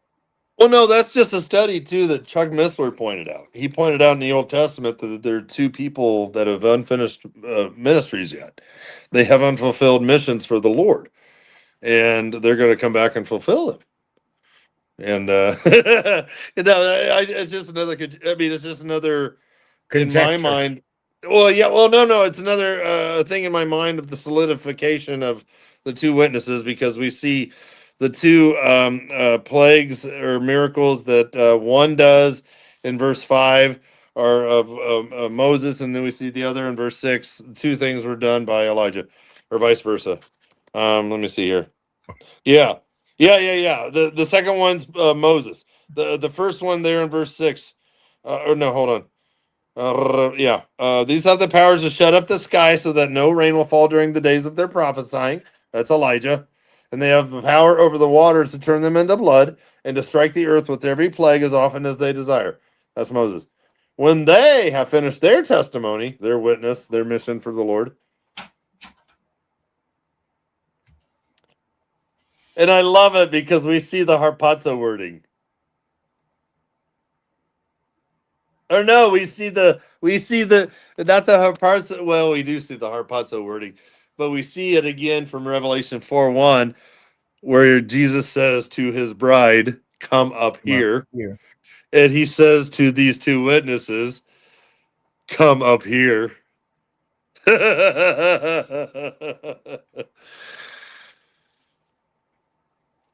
There's But 80, check it out. They're still waiting. chat. They're still waiting for their glorified body. They can't wait. Because they're literally going to come back. It says like they're I can't even imagine what these guys are going to look like. I imagine they're going to look like old Bible times. How jacked up would that be?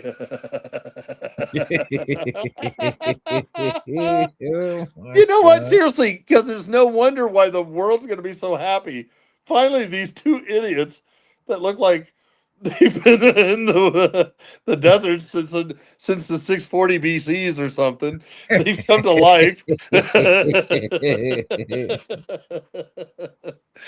They stink. They're weird. They do these weird miracles, like something like I mean. I can see it. I can see it. I can see it. I know. I mean, it's just I mean, 84 inch. it's just Yeah, they'll be in sackcloth. That's what I'm saying, man. They Yeah. live, sackcloth. a couple Yeah. thousand, 2,500 they'll be years hated, ago or yep. whatever, and then all of a they're sudden gonna they be pop hated. up in these modern times, and there's cars and stuff. Yeah. And you know what? And that's the other thing, is we've seen the two witnesses before because they've been there with Jesus. That's how all the disciples are like, hey, do you want us to make a place for Moses and Elijah? They don't have Facebook. They don't have Polaroid pictures of Grandpa. They don't know what You're taking the words out of my mouth right there. I mean, how did they know? And they knew exactly who sleeping. They were. And they were asleep. They're half asleep, and they're going. They woke up and they knew exactly. They're like, "Hey, these are cool guys. We've heard stories. You want us to go make them something to eat? Come on." Yeah. That's why I'm excited. Yeah.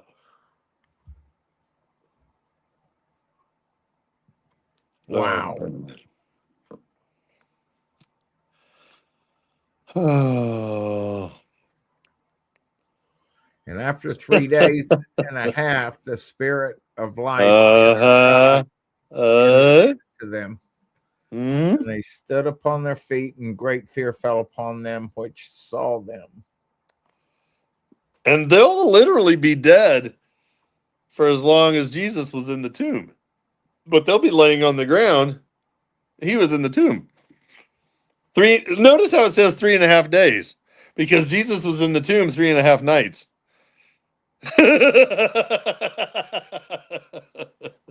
It's so cool. 3 3 3s.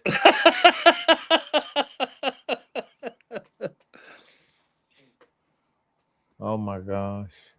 Haven't you? Yeah. Yeah, they send each other presents. Yeah, they're like, finally, those two idiots are gone, man. I'm sending you Amazon Prime chocolates tomorrow. By drone. Yeah. Them two witnesses is done. Finally, those fools are shut up. But the entire world is watching them. And could you imagine the entire world just watching these guys just slowly going up and they're coming to life and standing on their feet, and they're going, What?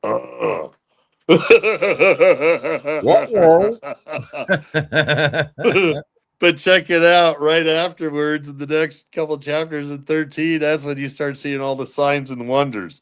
So it's almost like the first half, you've got the two witnesses that are doing the signs and wonders.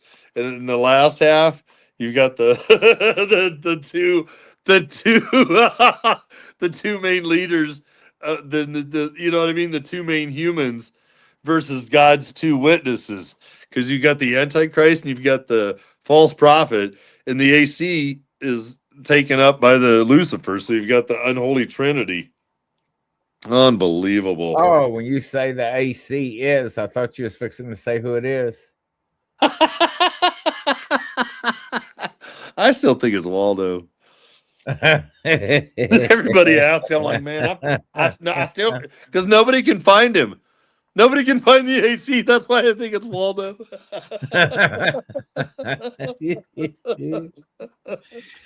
Oh my. Oh gosh. I know, that's right, Wendy. I know. Jesus is so waiting to come get us. Oh my gosh. Oh my gosh, he's so excited. Okay, here we go. All right, so Waldo in the pit. Now we're moving right into right here on verse 18. And here is wisdom. Let him that hath understanding count the number of the beast, for it is the number of a man, and its number is 666. So his number is 18. That's right. And let him who has understanding. As a child. That's right. And if you ask a child to count 600, yeah, 6 score and 6. If you ask them to count out 6, 6, 6, they're going to add 6 plus 6 plus 6. And that equals 1 plus 8. That equals 18. You have the 1 plus 8, you have 9. You now have the trinity that's cubed. 3 cubed. 3.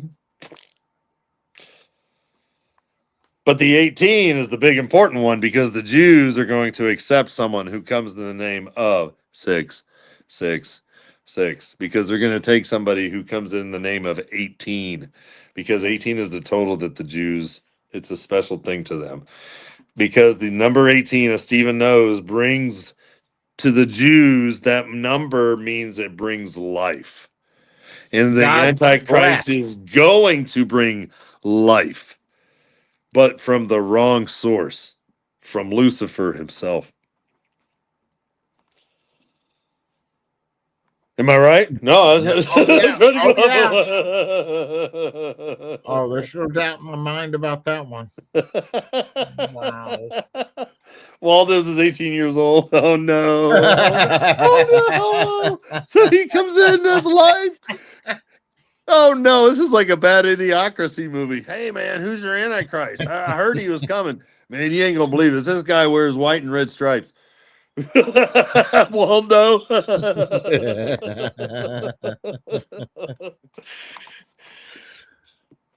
Oh my yeah, Father, goodness. Son, Holy Spirit. Yep. I know the number stuff. I know. Because I almost wonder if the 666 is because everyone's going to have a digital identification number. They're going to have a universal identification number, a UIN. And I believe somehow of that UIN number, you're going to be marked and known that you're part of him by 666 in somewhere in that number. Almost like this is now your new area code. This is now how you are known to be part of me, because I've attached these 3 numbers. You're now part of my system. That's how I see it. Yeah. And it can't be something like that. Something like that, at least. Yeah. I think. I don't know. It can't be taken back either. Yeah. No returns. Yeah. And like Bob was saying earlier, I never knew that about the frequency stuff. Oh, and if your body can't handle it, it almost makes sense why you would want some kind of a marking thing, that's some kind of electronic thing. And what they'll say is that this will allow your body to successfully be connected to the internet of everything. And they will seek death and will not find That's it. what I mean. Something's coming. Yes. And that thing is going to change you. That's why that's why it says once you've taken it, you can't untake it, because you've been DNA changed. And it almost sounds like this is why only Noah, his wife, and his 3 sons were, you know what I mean, genetically pure. They have not been tampered with. Same thing, I believe. The reason you can't, once you take this tampering of your DNA that is God created, you then cannot undo that. Yeah, that's right. That's crazy town. Yeah. Yeah, the UPC, Antichrist. Yeah, did you see what Brett said? The Antichrist modem, 6G. It's true. That's awesome. Where is it? Let's go over here. 18 to the G's. Crunchy 8. I know. 18 means sadness, revolt. Hey, you can play what's his nuts video again. Yeah, the 18 Jewish number meaning corresponds to the Hebrew word chai, which means life. It's very significant in Jewish culture.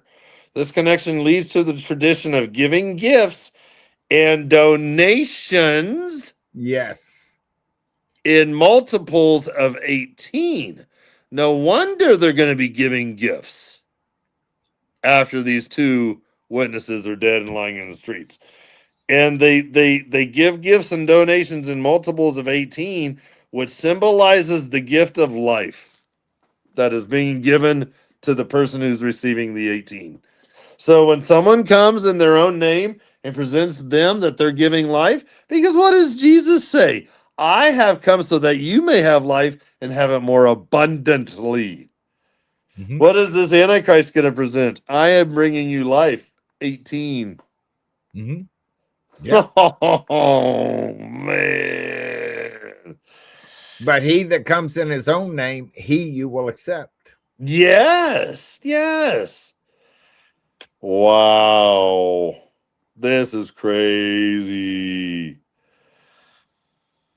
Wow. And it's the chai symbol. Oh, wait a minute. Doesn't this Yeah, chai they wear it symbol? around their necks, the whole 9 Well, yards, man. we need to find out what this chai symbol, and this is backwards, of course, but how this relate, and it almost reminds me of two prongs going into your body, of like a Oh, marking system. oh. Look at that.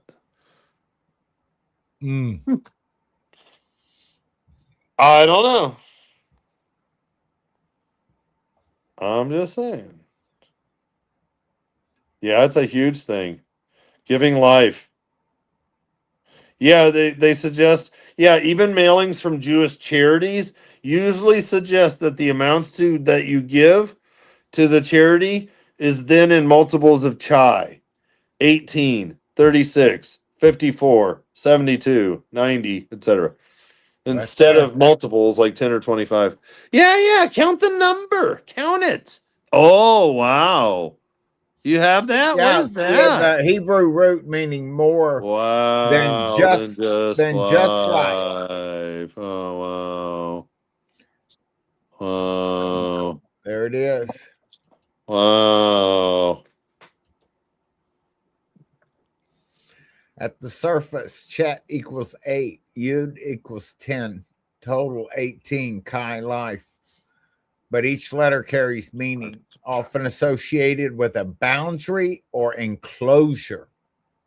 It's going to enclose people, can symbolize life within a protected space like a house or covenant community. The smallest letter represents the divine spark, the hand of God, or point of creation. Put together, Chi can be seen as the divine spark dwelling within a protected vessel. Checked. Because the wording too that they use, and what is that symbol? It's chai. What did the Jews say? They say, I'm Israel chai. I'm Israel high. You know what I mean? They say it because it's that chai word. I'm Israel chai. Israel will live. They say it right here. Yeah, look at this right here in Luke 13, 11 through 16. Jesus heals a oh no, 18 years. Oh wow. Yeah. Oh wow. Choose life. Wow. That's cool. 18. DJ, I know, right? I know. Look at all this. This is so cool. Oh wow, Archangel Michael. Oh wow. I guess it's Oh, the blow on the doorpost. That's a good one. Yeah, bring me some money, please. here's the gifts after the two Moral witnesses are dead. theology in action. Wow. That's what you were reading there. The tzedakah, the charity, is not righteousness. Oh. It becomes a kind of numerical shorthand for blessing. Oh Yeah. my word! So I mean, and if he's going to bring 18 life blessing, I mean, oh my word! Yeah, that Proverbs 19:17, giving to the poor is lending to the Lord. Yeah, yeah. Identity marker, life as central to Jewish faith.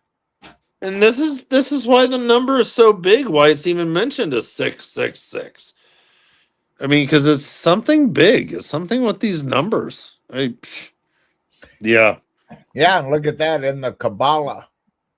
Life is seen as Ugh. something that flows from God into creation. 18 Well, becomes and this is also that whole thing of the chakra thing, which he's going to bring in, because it's all part of this Kabbalah tree, which is all part of the 13 things or something.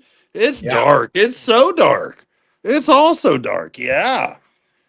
Yeah. I mean, they've taken everything for good and they've turned it for darkness. I mean, this is why God is judging Israel. This is why there is even a 7-year tribulation, because God is going to spank his people back into submission. You stubborn people. Yeah, this is what, yeah, life is sacred. Look, God is the source of life. If this guy comes in the name of 18, he is now bringing life. This is that Yeah. there's something evil. Yeah. Wow. This is crazy. Wow. Wow. See. Wow. The number 7, directly biblical, completion, perfection. 12, government, tribes, apostles. 40, directly biblical, testing, Mhm. trial. 18, Mhm. cultural, linguistic, life, kind, blessing, vitality. That's like fleshly, Yeah. that's kind of like that. The little video I have of Kushner, his generation will be either the last to die or the first to live forever. So we need to keep ourselves in pretty good shape. You've seen that one before, right? I know. Yeah. Yeah. I mean, they want to live forever in their sin, Yeah. And and that's that's what. exactly what the original lie was in the Garden of Eden. Yeah. You too can become a god and live forever. What's the Antichrist going to present to them? You can become a god and live forever. And also, I believe that part of the Antichrist mark of the beast system is he's going to tell them, if you accept this mark, I will help protect you against Almighty God. Oh, oh, And the that's people are good. going to be like, yeah, okay, okay. Mm-hmm. Wow.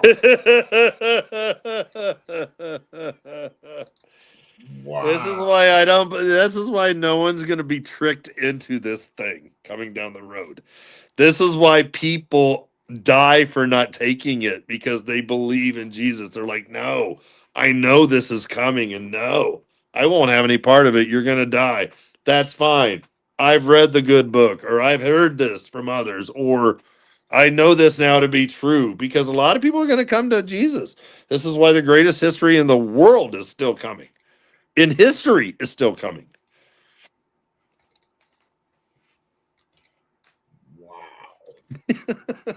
This is what we were doing down at the prophecy thing when we were having these talks. Yeah, I Always like, know. I know. wow, wow. This is Because somebody it, will bring up something, you'll bring up something, Scott will bring up something, Nathan will come up with something. I I'm like, know. oh, geez. Coastal, Angie, all the. I'm like, I know. I know.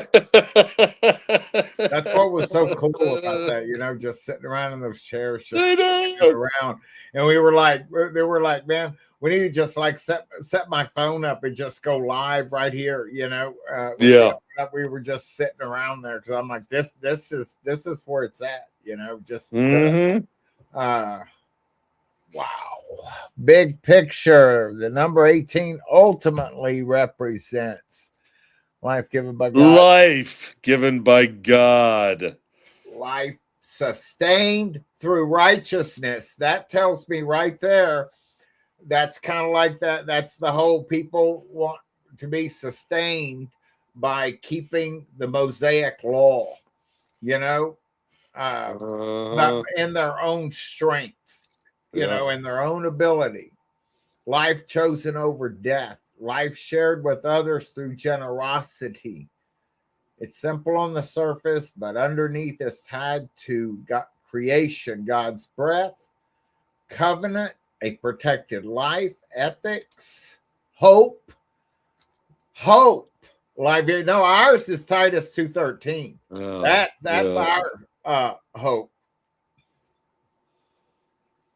It still blows my mind that the Antichrist is the one who does these signs and wonders too. Oh, yeah. Well, I'm not going to mention. Hold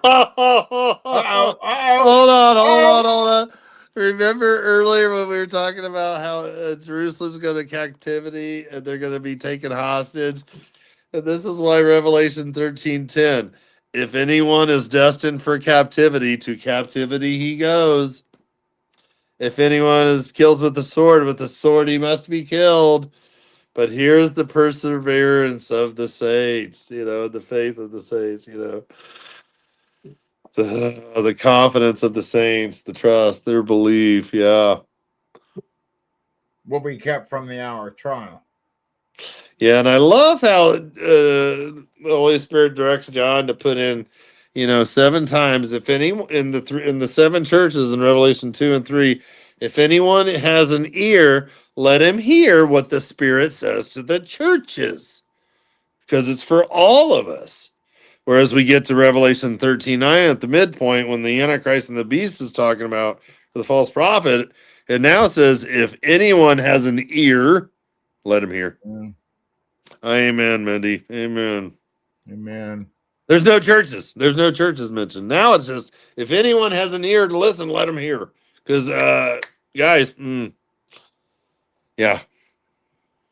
Wow. My goodness. I know. That was so like the upper room, wasn't it, Bubba? All of us, I know. Man, I was like the Blessed Hope Conference 2.0, man. When I came out of there, I felt like, out of that Passover, I felt like I just been to like the biggest concert venue. I mean, it was that was something else, man.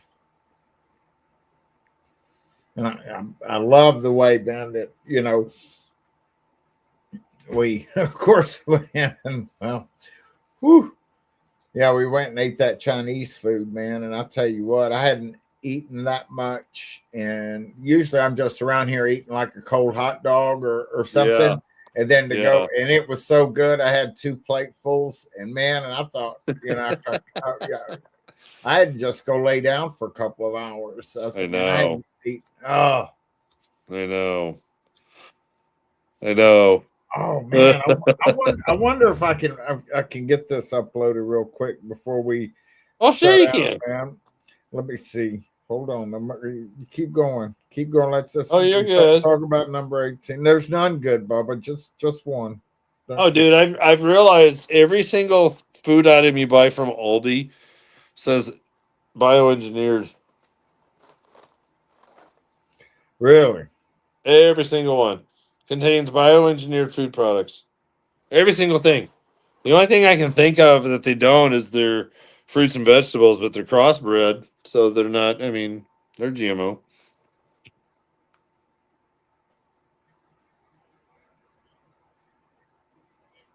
Bottom line. Oh, gross, Jobo. Cold hot dog. Do what? What'd you say? Jobo said something about a cold hot dog. Oh, cold hot dog. Yeah. Well, I mean, I'm just, with me, I'm a simpleton, because eating is just something I have to do to sustain me, I mean, because I'm like not this food guy, and people say, oh, that is so good, and I recognize when food's like really good and everything, but I mean, me, oh, my lovely bride, she'll just make like a smorgasbord of stuff, and then and I'm like, hon, you don't have to do all of that. Can I even get this uploaded? Yeah, there it goes. All right. We got our zebra fudge cookie. Do you? Oh my goodness. Zebra fudge cookies. Yeah. Right on. Yeah, we had these at the dinner. But man, but yes, I do like, a lot of sweets when I go to bed, man. It's like, ooh, I don't know. Well, there we go. Oh man. Yeah, I'm gonna have to play catch up tomorrow. Start putting up news again. So people gonna be like, wee.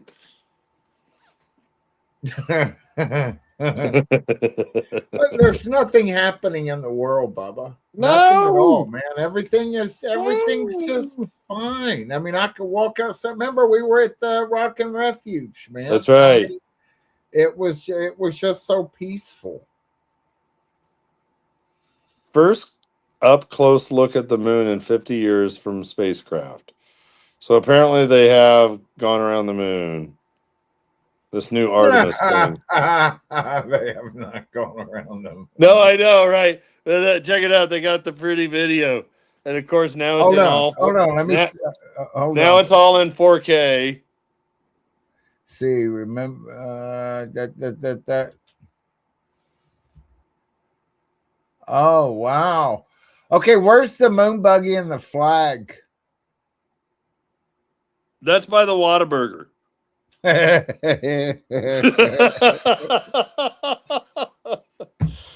Historic first. Artemis 2 crew has just passed by the far side of the moon. We are earthbound and ready to bring you home. Yeah, I guess something happened to it in the communication. Well, of course, communication went out when I went on the other side of the moon. I wonder if they used the same two cans with a string that they used back in when we went to the moon the first time, right? We are earthbound. And your flight director have flipped their Artemis 2 patches around. We are earthbound and ready to bring you home. Yeah. They're ready to step out of that skiff and go home, right? You know what I'm saying? Because whenever they're call me an Uber. Oh, but like that. Remember when they they were like before Congress, and it was on the record that yes, I've seen or we have non-human biologics, and then it goes nowhere. Wow. And it's like, and then it's like, okay, then okay, where is this? Show it to us. It's like they're just got this string along thing because they don't know when the rapture is either. Yeah. Wow. So this is saying that a report in the British Times says that Motaba Khomeini is hospitalized in Akuba in the city of Qom. And you know how they're doing this peace thing. So some U.S. officials say that there's too large a gap to narrow between the U.S. and Iranian positions before Trump's 8 p.m. Eastern deadline tomorrow. Trump has privately been less hopeful that Iran will make a deal. The Wall Street Journal says he is expected to issue final orders for the strikes Tuesday evening. And this next one says a plan for a massive U.S.-Israeli bombing campaign against Iran's nuclear facilities is ready. Energy facilities is ready to go if Trump gives the order. Up until 8 p.m. tomorrow. And 8 p.m. tomorrow Eastern is 3:30 a.m. in Iran. Goodness. So what time does that make it here?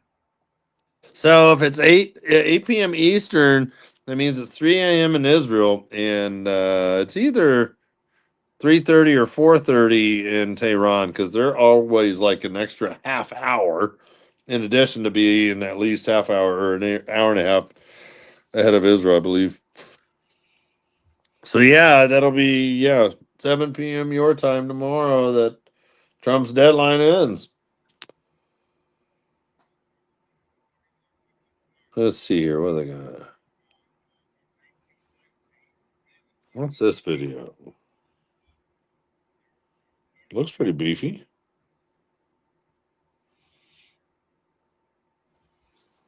Wow, I wonder, but this thing I wonder if this thing will let me pull it. Because, see, you remember that tank I bought, Bubba?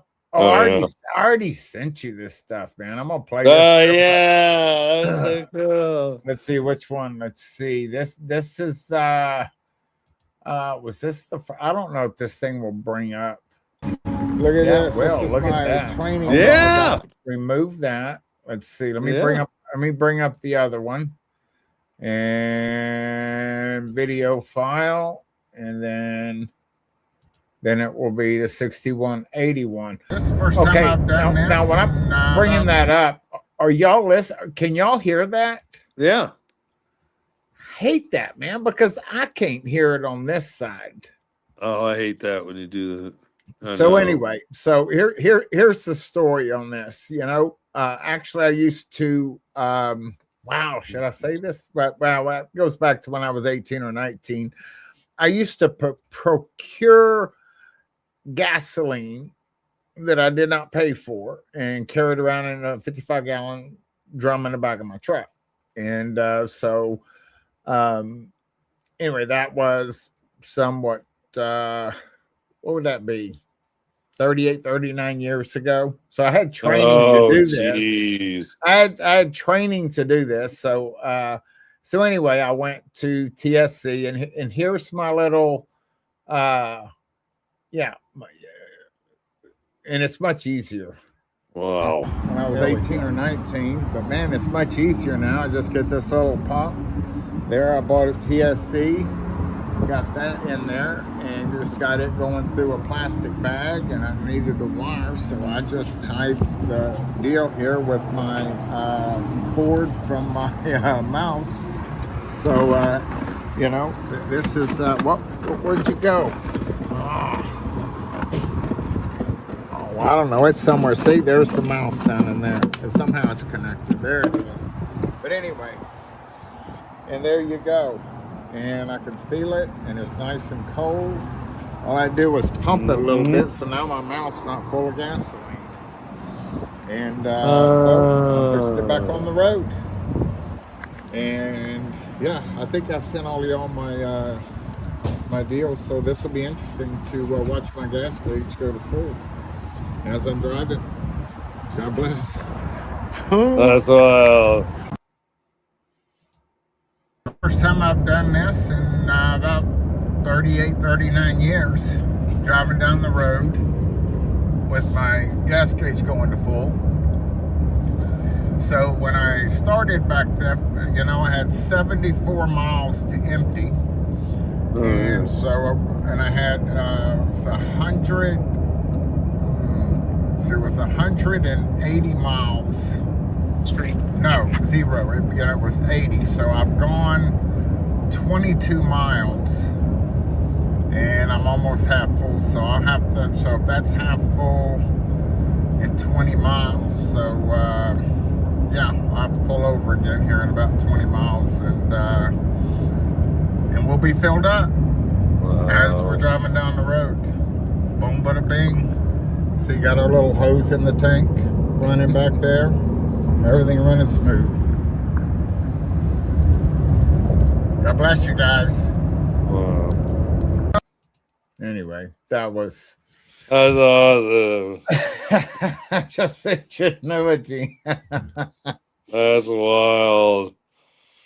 Anyway, I know I'm boring everybody with my little video. No, you're good.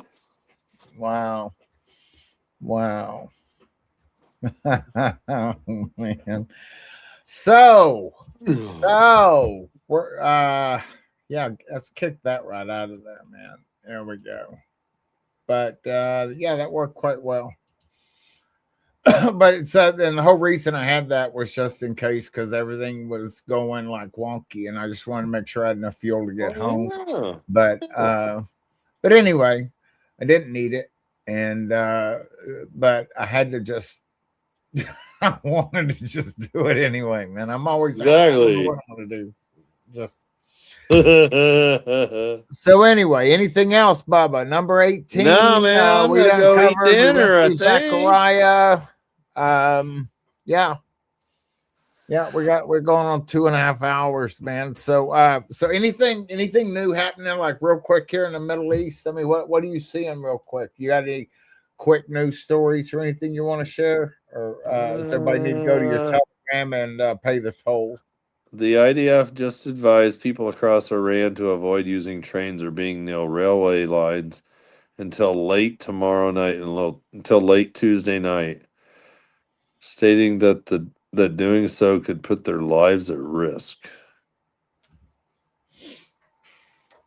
I've never seen Israel declare a thing on their train lines. So now we're talking Ukraine style destruction, or Russia hitting and taking out Ukraine's trains and stuff.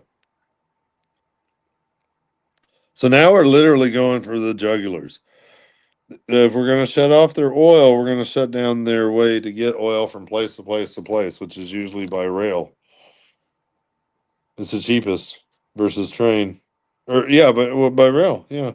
It's cheaper than okay, well, so back up here. So what rails are being shut off from where to where? Well, let me see what this is in Farsi, so I'm going to translate it. Oh, so they're shutting off. They're cutting off Iran. That's what they're doing. It's in Farsi, right?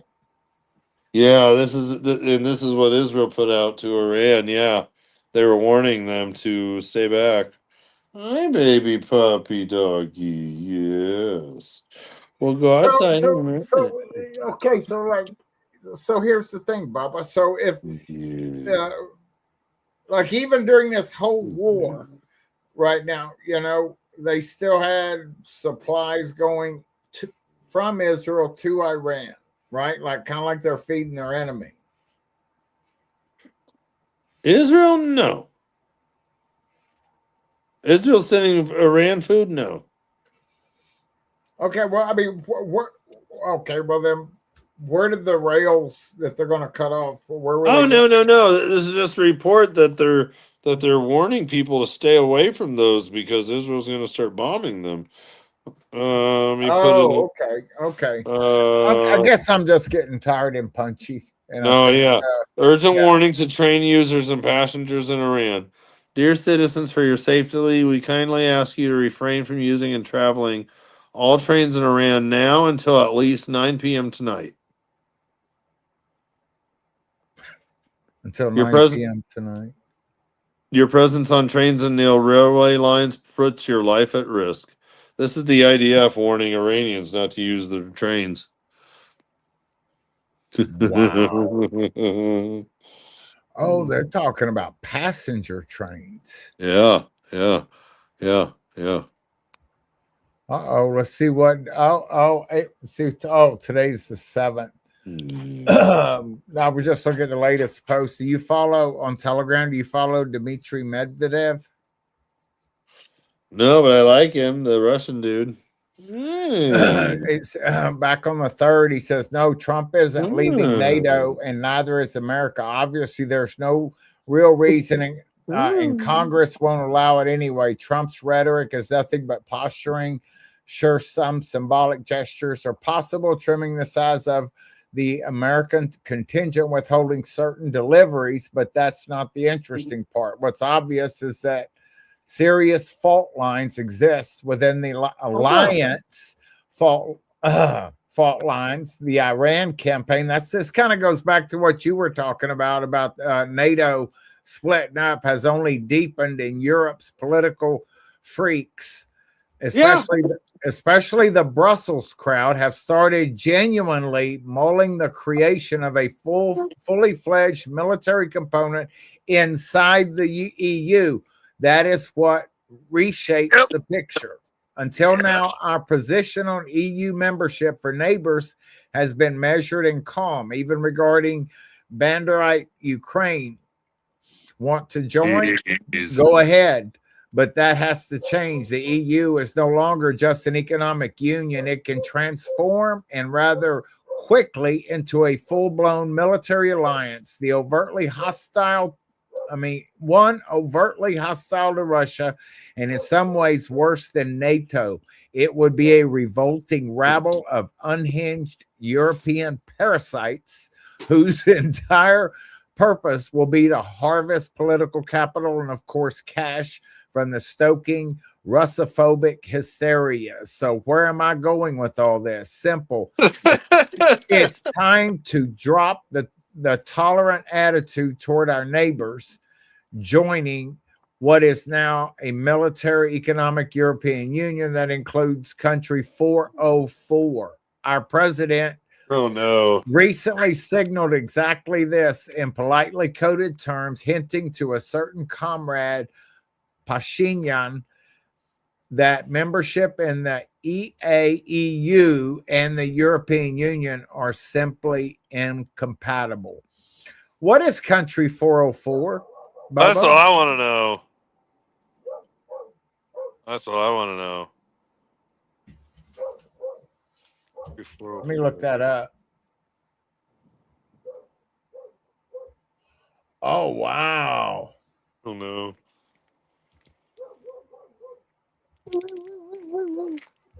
Good girl. You could potty. Yes.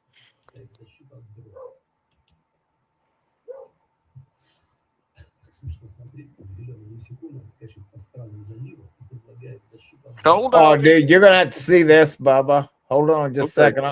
I'll pull it up in a minute. What was I looking for? I was looking for country 404.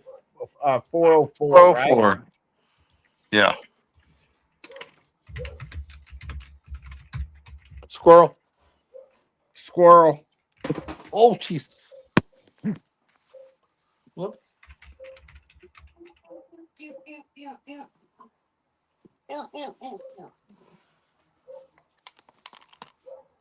Country 404. Okay, country 404. It is a derogatory political meme and slang term used primarily by Russian nationalists and pro-war commentators to refer to Ukraine. Ukraine, yeah. It plays on the concept of the 404 error that we see on web pages. Wow. Okay. Suggesting that Ukraine does not exist as a sovereign nation. Yeah, just like the term is a reference to the internet standard 404 page not found. Sorry, Ukraine. Oh man. That's crazy. Hold on, I've not watched this yet, man. And so I wonder. Let's see. How do I do that? Oh, I know how to do that. I just do bop. Let me go to that one. Yeah. We're going to share that. There we go. And then we're going to pop this up. Oh no. Uh-oh. All right, right here. Look at this. Hold on. This was posted. Hold on. This was posted whenever it was. I mean, it wasn't too long ago.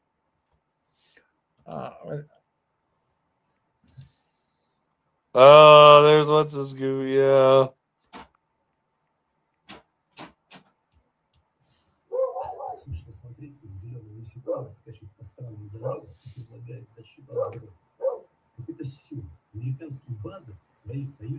Защитить для своих, исчезающее государство готово.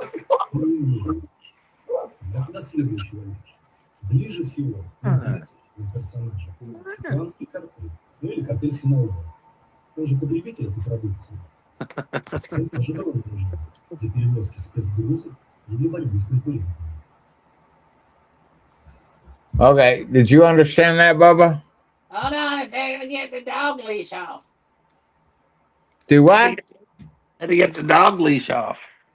I don't know if I can slow this thing down, man.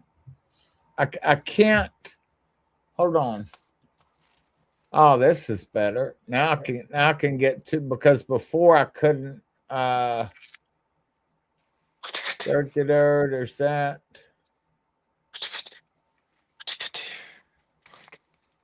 All right, I'm gonna have to pause it, Bubba. I'm going to have to pause it. Here we go.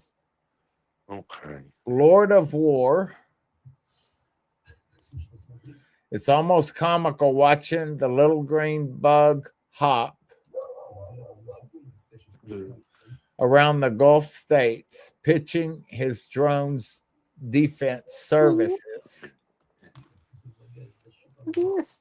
around the Gulf states. Okay, the whole thing is absurd. Who's he talking about? The little green bug? I don't know. This video even looks like AI. That's why I'm like, I don't know. The little bug. The U.S. couldn't protect its own allies' bases, and now this excuse for a country claims that it can. Oh, he's just. Oh.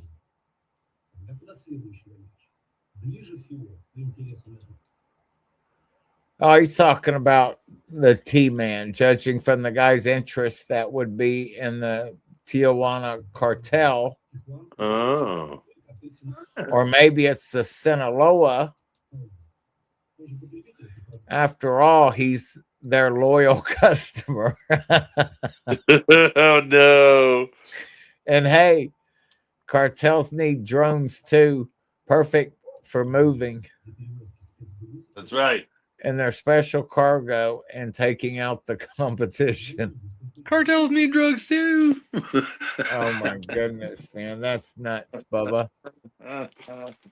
Wow. Are we still live? Oh, we're not. We're still live. We're not backstage. Okay. Tell anybody. I know. Puppy. All right. Oh, I'm just looking I around. know. I need to get caught up on the news. Get it out there. When's the last time you made a post? You know, I didn't even put one up. I don't think at all on Tuesday or Monday. I didn't even start off in my devotion verse. Maybe I did. I can't remember. You posted something. I disappeared for 4 days. Here's. Oh yeah, that little short video I did. I talked about all you guys. Aw, I haven't watched it yet, man. I figured I'd do a different kind of clip and do it in an up and down version. Hey guys, it's Bubba. Hey guys, it's Bubba. This is Bubbalicious. Oh, this is the one you were telling me about, right? Yeah. Yeah.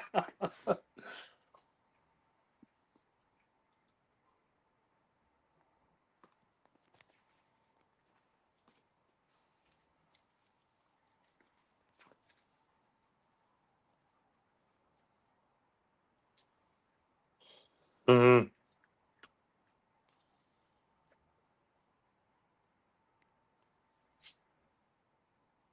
I know, teacher. Oh, this is awesome. Yeah, no one can hear the audio. Uh-oh. Nobody can hear the audio? Oh, it's because I don't. Sorry. Oops. I did it again. No, that's the problem. Okay, I'll finish that because see, if I share the audio on the when I share like the whole screen on Telegram, if I play anything, it comes through double feed. And so I have to kind of I have to watch that, or else it'll totally come through, double feed. Yeah. So I'll have to switch that around or something. But it's Bubba. Yeah, if you just start it, I'll hit the play button so people can hear it. If you start at the beginning, I'll just hit play right when you start it. Hold on a second. Okay, let's see. You got it? All right, Here we go. Bubba, how are you guys doing? I know some of you are wondering, where did Bubba go? And why did his Telegram go silent with all the news that's going on right now? Well, actually, I went to, as a lot of you know, the Uptime community, they had a prophecy conference back in October, and I was unable to attend, but Bible study with Derek, he had a smaller version down at the same area just for Passover through this morning today, Easter. So there were 7 YouTubers of us that showed up and their families, and we were just bouncing off ideas and stuff. And the Lord is just showing each one of us different nuggets, and people were asking questions, and just the fellowship and the laughter, and just to realize like all of these people that were there and whatnot, these are all people that we're going to spend eternity with, and it's just so exciting. Thank you so much. Bible study with Derek. Mission for Christ. Michael Pels, Centurion. There, we got Minister Scott there, 777. Oh goodness, Nathan McMahon, a bunch of so many cool people were down there. I mean, it was just outstanding, and we. Oh man, guys, the Holy Spirit was totally moving in there. It was so cool.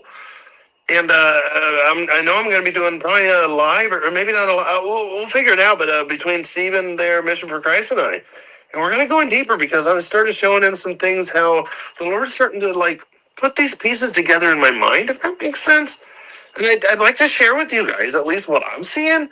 And you guys be the judge. You know, who am I? You know what I mean? But what I see is coming because the multi-front war it's literally at Israel's doorstep. And don't be surprised to see a radiation disaster coming up on the western coast of Iran very, very soon. That's how close we are. And we're talking a couple days, I believe, maybe a couple weeks max. That's even pushing it too far because some big things are coming, guys. And I don't think none of us really grasp how deep this is getting ready to go.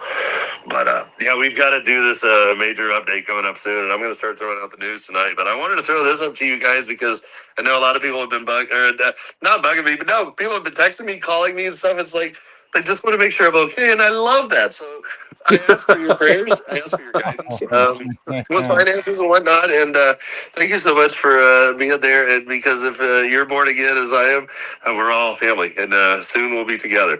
And what a wonderful day that will be. And I'm going to close it out right now with this Easter Sunday and just say, Maranatha, Jesus Christ is coming so very, very soon. Wow. Wow. Yes, I feel the same way, Jenny Joe. I'm sick of fighting. I just want to go home. That's exactly the way I feel. That's why I'm just like, man, I don't want to argue with nobody, nothing. See, well, because it's just just the enemy trying to divide and conquer. Yes. Y'all. Hey, Bubba, get off of the TV. Bubba. It sounds like Angie's in here. Oh man, it was awesome when I showed up. People are like, I hear Bubba, but I hear his voice and I hear his laughter. I know. Wow. Oh my goodness. Puppy dog, what are you doing? What mess are you making in here? Of course. Right. Oh yeah. That's yeah. Cool. So yeah, I disappeared for 4. So you said you disappeared. So you telling me that you didn't make any posts while you were in I did a couple, but my point is like me doing like 20 or 30 or you know what I mean? It just felt like okay. Compared if people are like, dude, what's going on? And I'm like, I'm fine. It's a nice break from giving my mind a break from because I mean watching this stuff all the time, you can get a form of PTSD. Seriously. Yeah. I know, man. Yeah, and then you couple PTSD. And your mind will just keep going and it's hard to turn it off. Your mind and relax and unwind and oh my god, PTSD yes. slash ADHD. Yeah. You put those two together, dude. Yes. Yes. That's like a whole new category, man. Oh my goodness. It's so true. So true. Did you guys already eat? All right, let's see. Oh, yeah. It was let's see.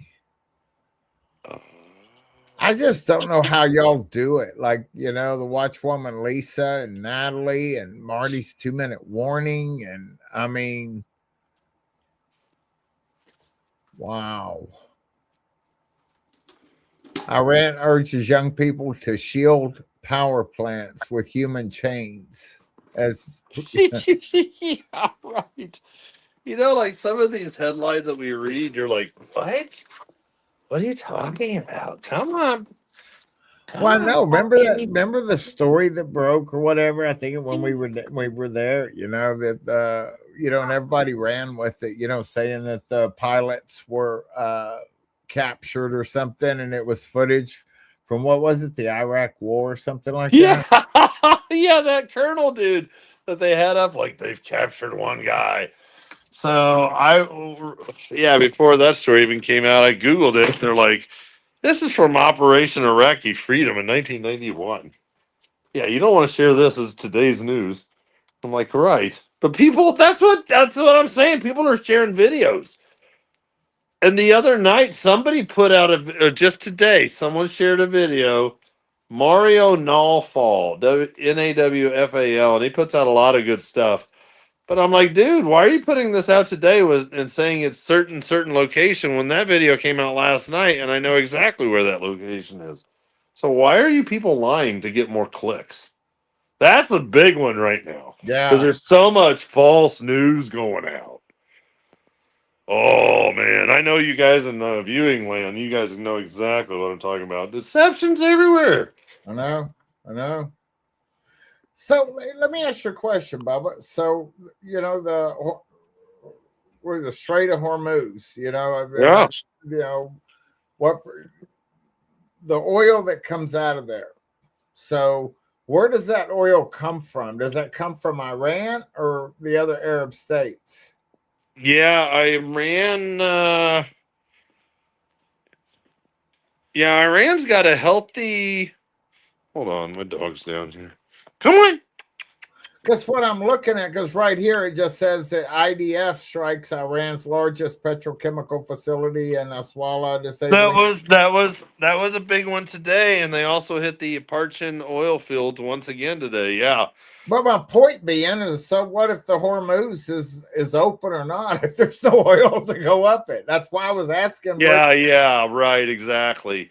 Well, because 20% of the 20 up to 23% of the global oil supply flows through the Strait of Hormuz, and that includes like the full-on United Arab Emirates and those guys, putting out the oil. Saudi Arabia, Kuwait, Bahrain, all of them.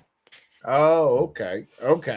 So when the Strait of Hormuz is shut down, all of their pocketbooks are feeling it. Right. And So it doesn't matter that Iran's that doesn't got blowed up or whatever. yeah. Trying to find what's the latest on the news end here. What you got? Did you get a tennis ball? Well, hello. Yes, here's puppy dog. For those who need a puppy fix. Hi, the babies. Where'd you go? Where's your ball? What you got there? Is that your ball? Well, it's like silver's going back up a little bit. What you got there? What you got there? What you got there? We'll go eat it. Wow. Yeah, silver's going back up. That's about time for that goes back up because right now it's all about the oil. Let's see here. Yeah, they're showing more video about the moon, like in high def. Blah blah blah blah blah blah. Oh, so is that the latest? So Oh. because the distractions were, it was Epstein files. Mm-hmm. What was it before? I mean, then there was something else, and then of course, before that, like last year, was it last year? Was the big orbs and all that, Mm-hmm. and then remember MB333? I think that was last year with the lights flashing all over the world. Trying to think what the I mean, there's just like and then the disclosure thing coming up. Oh yeah. Oh yeah. I know. That makes a lot Wow. of sense coming up. Yeah, you're right. So this moon thing, like you're saying, like you were just talking about, that is the latest distraction, right? Yeah, that's what it's showing. What the babies? Huh? Oh, you knocked over Steven. Whoopsie, I went sideways.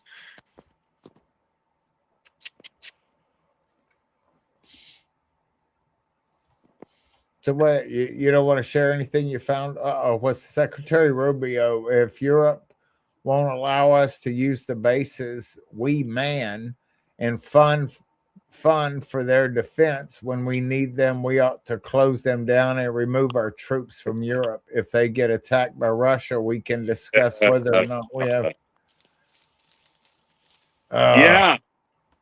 Rubio came out yesterday too with the whole thing about the aliens. Yesterday he did it again. Wasn't he on that movie? Wasn't that him? What was that? The one disclosure. It was it Age of Disclosure? Or what was that documentary they just did? Oh my gosh. There's so much in my head. Is there something new to go in it?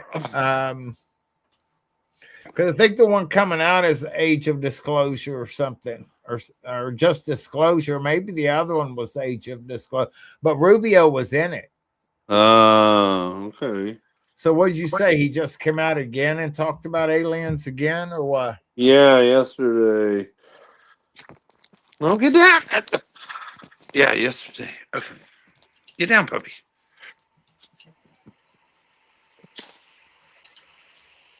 Let's see. America's doomsday planes were spotted circling above a key Nebraska airport. Airport or Airport Force Base, whatever that means, on Monday, just hours before President Trump's deadline for Iran to accept. Did Trump extend the deadline again? I'm not seeing anything. Yeah, and I'm looking at all the. Let me look. I'll look at. Yeah, I'm not seeing anything. Okay, that's right. Trump. We're giving them until tomorrow, 8 Eastern, and after that, they're going to have no bridges, no power plants, stone ages. Yeah. Yeah. Okay, so that's the thing about Telegram. I can't ever tell what date. I see times. How do you tell when stuff is posted, Bubba? I don't know. Sorry, I'm trying to work on this. Keep this dog. Alrighty. Come on, go inside.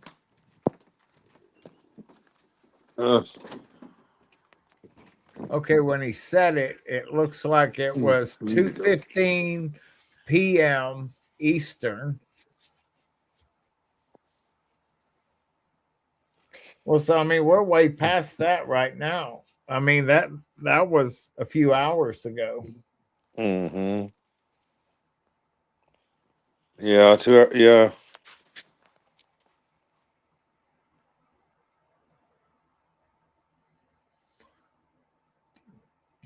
Tuesday is not a deadline anymore. It is a countdown. There is not going to be any ceasefire. So is Iran ahead of us, or Israel? Are they ahead of us time wise? Yeah. Oh, jeez. Hold on. Dog's getting Go my ahead, light. man. Go ahead. Take your time. Oh.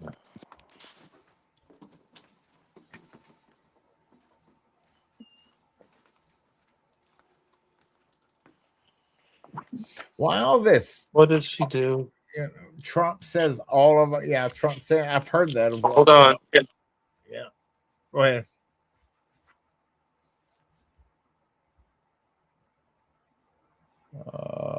What about this one? What's the latest over here? Oh,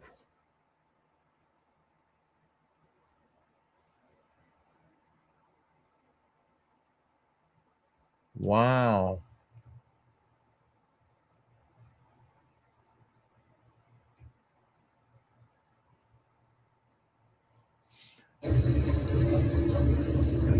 There's a massive explosion, Bubba, on near the Bridge of the Americas in Panama City, Panama.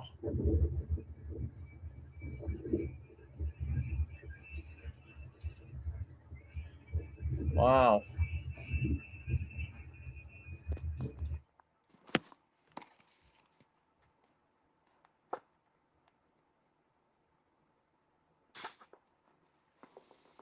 What does this mean? But they had to delete it shortly after the picture was posted because it revealed the truth they've been trying to hide. What does this mean, Bubba? A Achaemenid Empire. Is that like what? Oh, well. I guess Bubba's busy. All right. I'm not. No, see that picture? Is that like what Israel is intending right there, or is that what you're saying that Israel? Well, to say, but they deleted shortly after.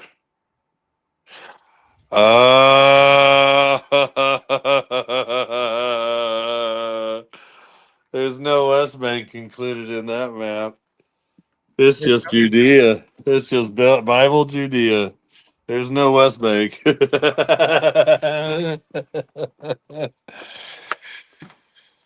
love it. So is that like the borders that Israel's going to have? What after? No, they're showing the Ark, whatever that is, Empire, but I'm not sure what the whole post is about. This looks like this was, that whole arcade empire. This was posted originally by Amir Here put Safadi. this, but if they hadn't taken it, wait a minute, Amir's putting in some weird stuff lately. Oh man, this guy today. All right, so yes, Tehran, the Meridot Airport. Okay. What is the Achaemenid Empire? I've never That's heard what of I'm that. looking it up. Arc, hey, get down. I'm gonna put I you am up. down. I'm gonna put this dog up. The dog is in a second mode of waking up now. I need to be going to bed, and this dog's wide awake again. I'm like, oh great. Yeah, no, I know. Arch ACH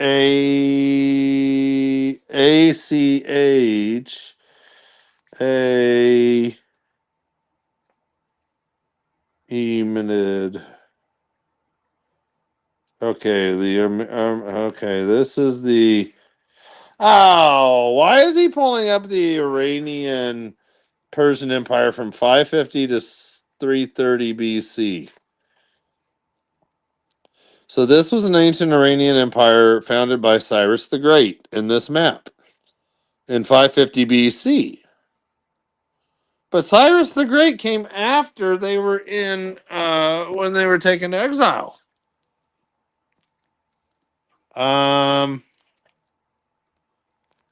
Oh wait, hold on. Let's find the map. Okay. Oh no, that is the map. No, you guys have it right there in front of you. Yeah, it's the standard of Cyrus the Great, his empire.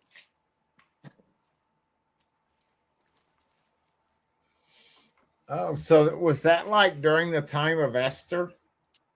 I think so. And when you look at, oh, he has a red map up. Okay, I have a yellow map up.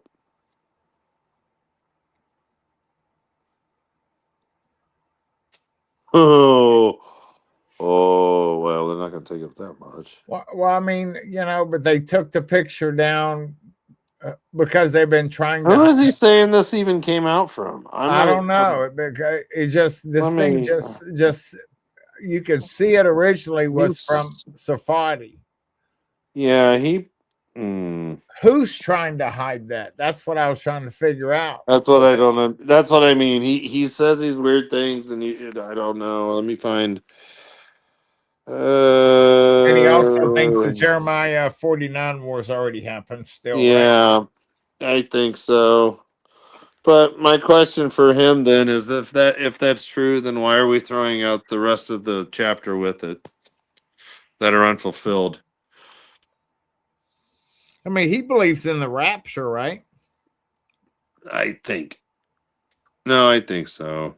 No, I believe he does. Yeah. Okay, that's the tomb of Cyrus the Great. Does he believe in the Oh, sun? here's what he put out. Oh, I have the exact same map. What is he doing? IRNA's awkward own goal. This is response. This is Iran's own goal. In response to U.S. Defense Secretary Pete Hegseth's Back to the Stone Age remark, Iran State Agency IRNA posted a map of the ancient Achaemenid, whatever, I'll have to look it up, empire with the caption, "This is Iran in the Stone Age. Do you really insist on revisiting it?" So Iran is trying to take Pete Hegseth's words by saying, "We will bring Iran to the Stone Age." So Iran says, "This is the size of our empire in the Stone Age, Mr. Pete Hegseth. Do you really want to bring us back to this time of the Stone Age where our empire is this big again?" Oh, It's stupid. It's stupid rhetoric. That's all this is. That's all this is. all And right, man. Amir makes it sound like it's something breaking news.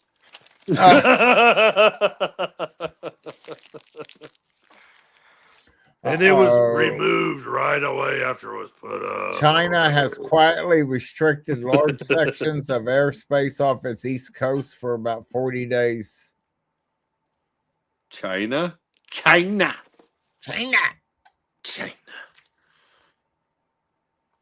I mean, Get your ball. Get your this ball. stuff gets posted. I don't know, man. I don't know. Where's your ball? Where's your ball? Is that your ball? Oh, shush. Shush. Howdy, Matt B. Iran is telling people to evacuate entire countries in the Middle East. Oh, Barbara Claus. What? No, I just see that she has this video up too. Okay, puppy, I'm right here, sweetheart. Okay, settle down. Yeah, that's what you got there. Okay.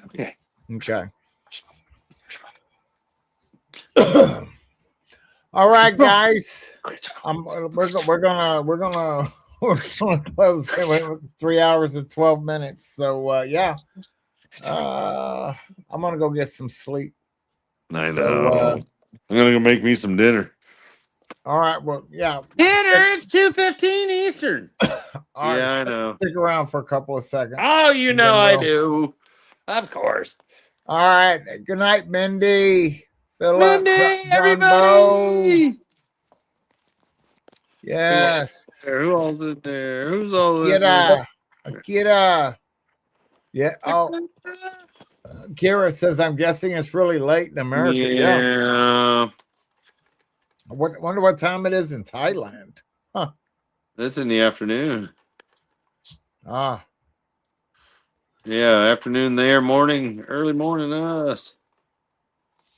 All right. No, Well, I'm sorry. I didn't mean to bore everybody. It's like I got all that out. I was like, okay, now I'm tired.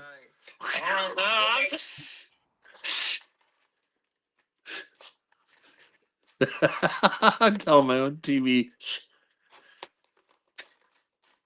Yeah, see, Artist Wendy's just having her dinner. wow, my internet just blinked. He is pre-trip. Okay, good. I know. I could do Callie and Brad. I could do pizza, but we did that last night. My kid had made some.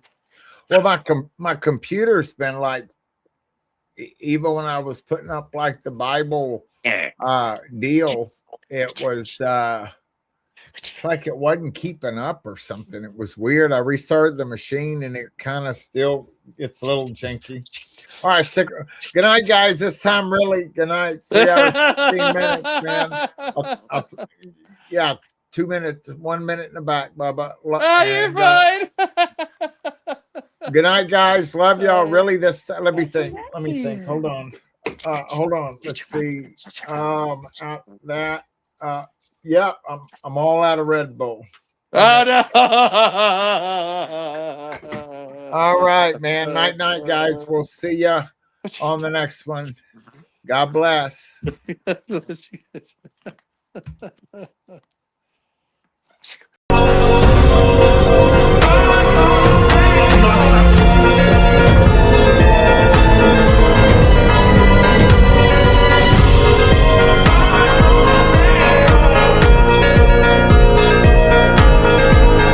Hey guys.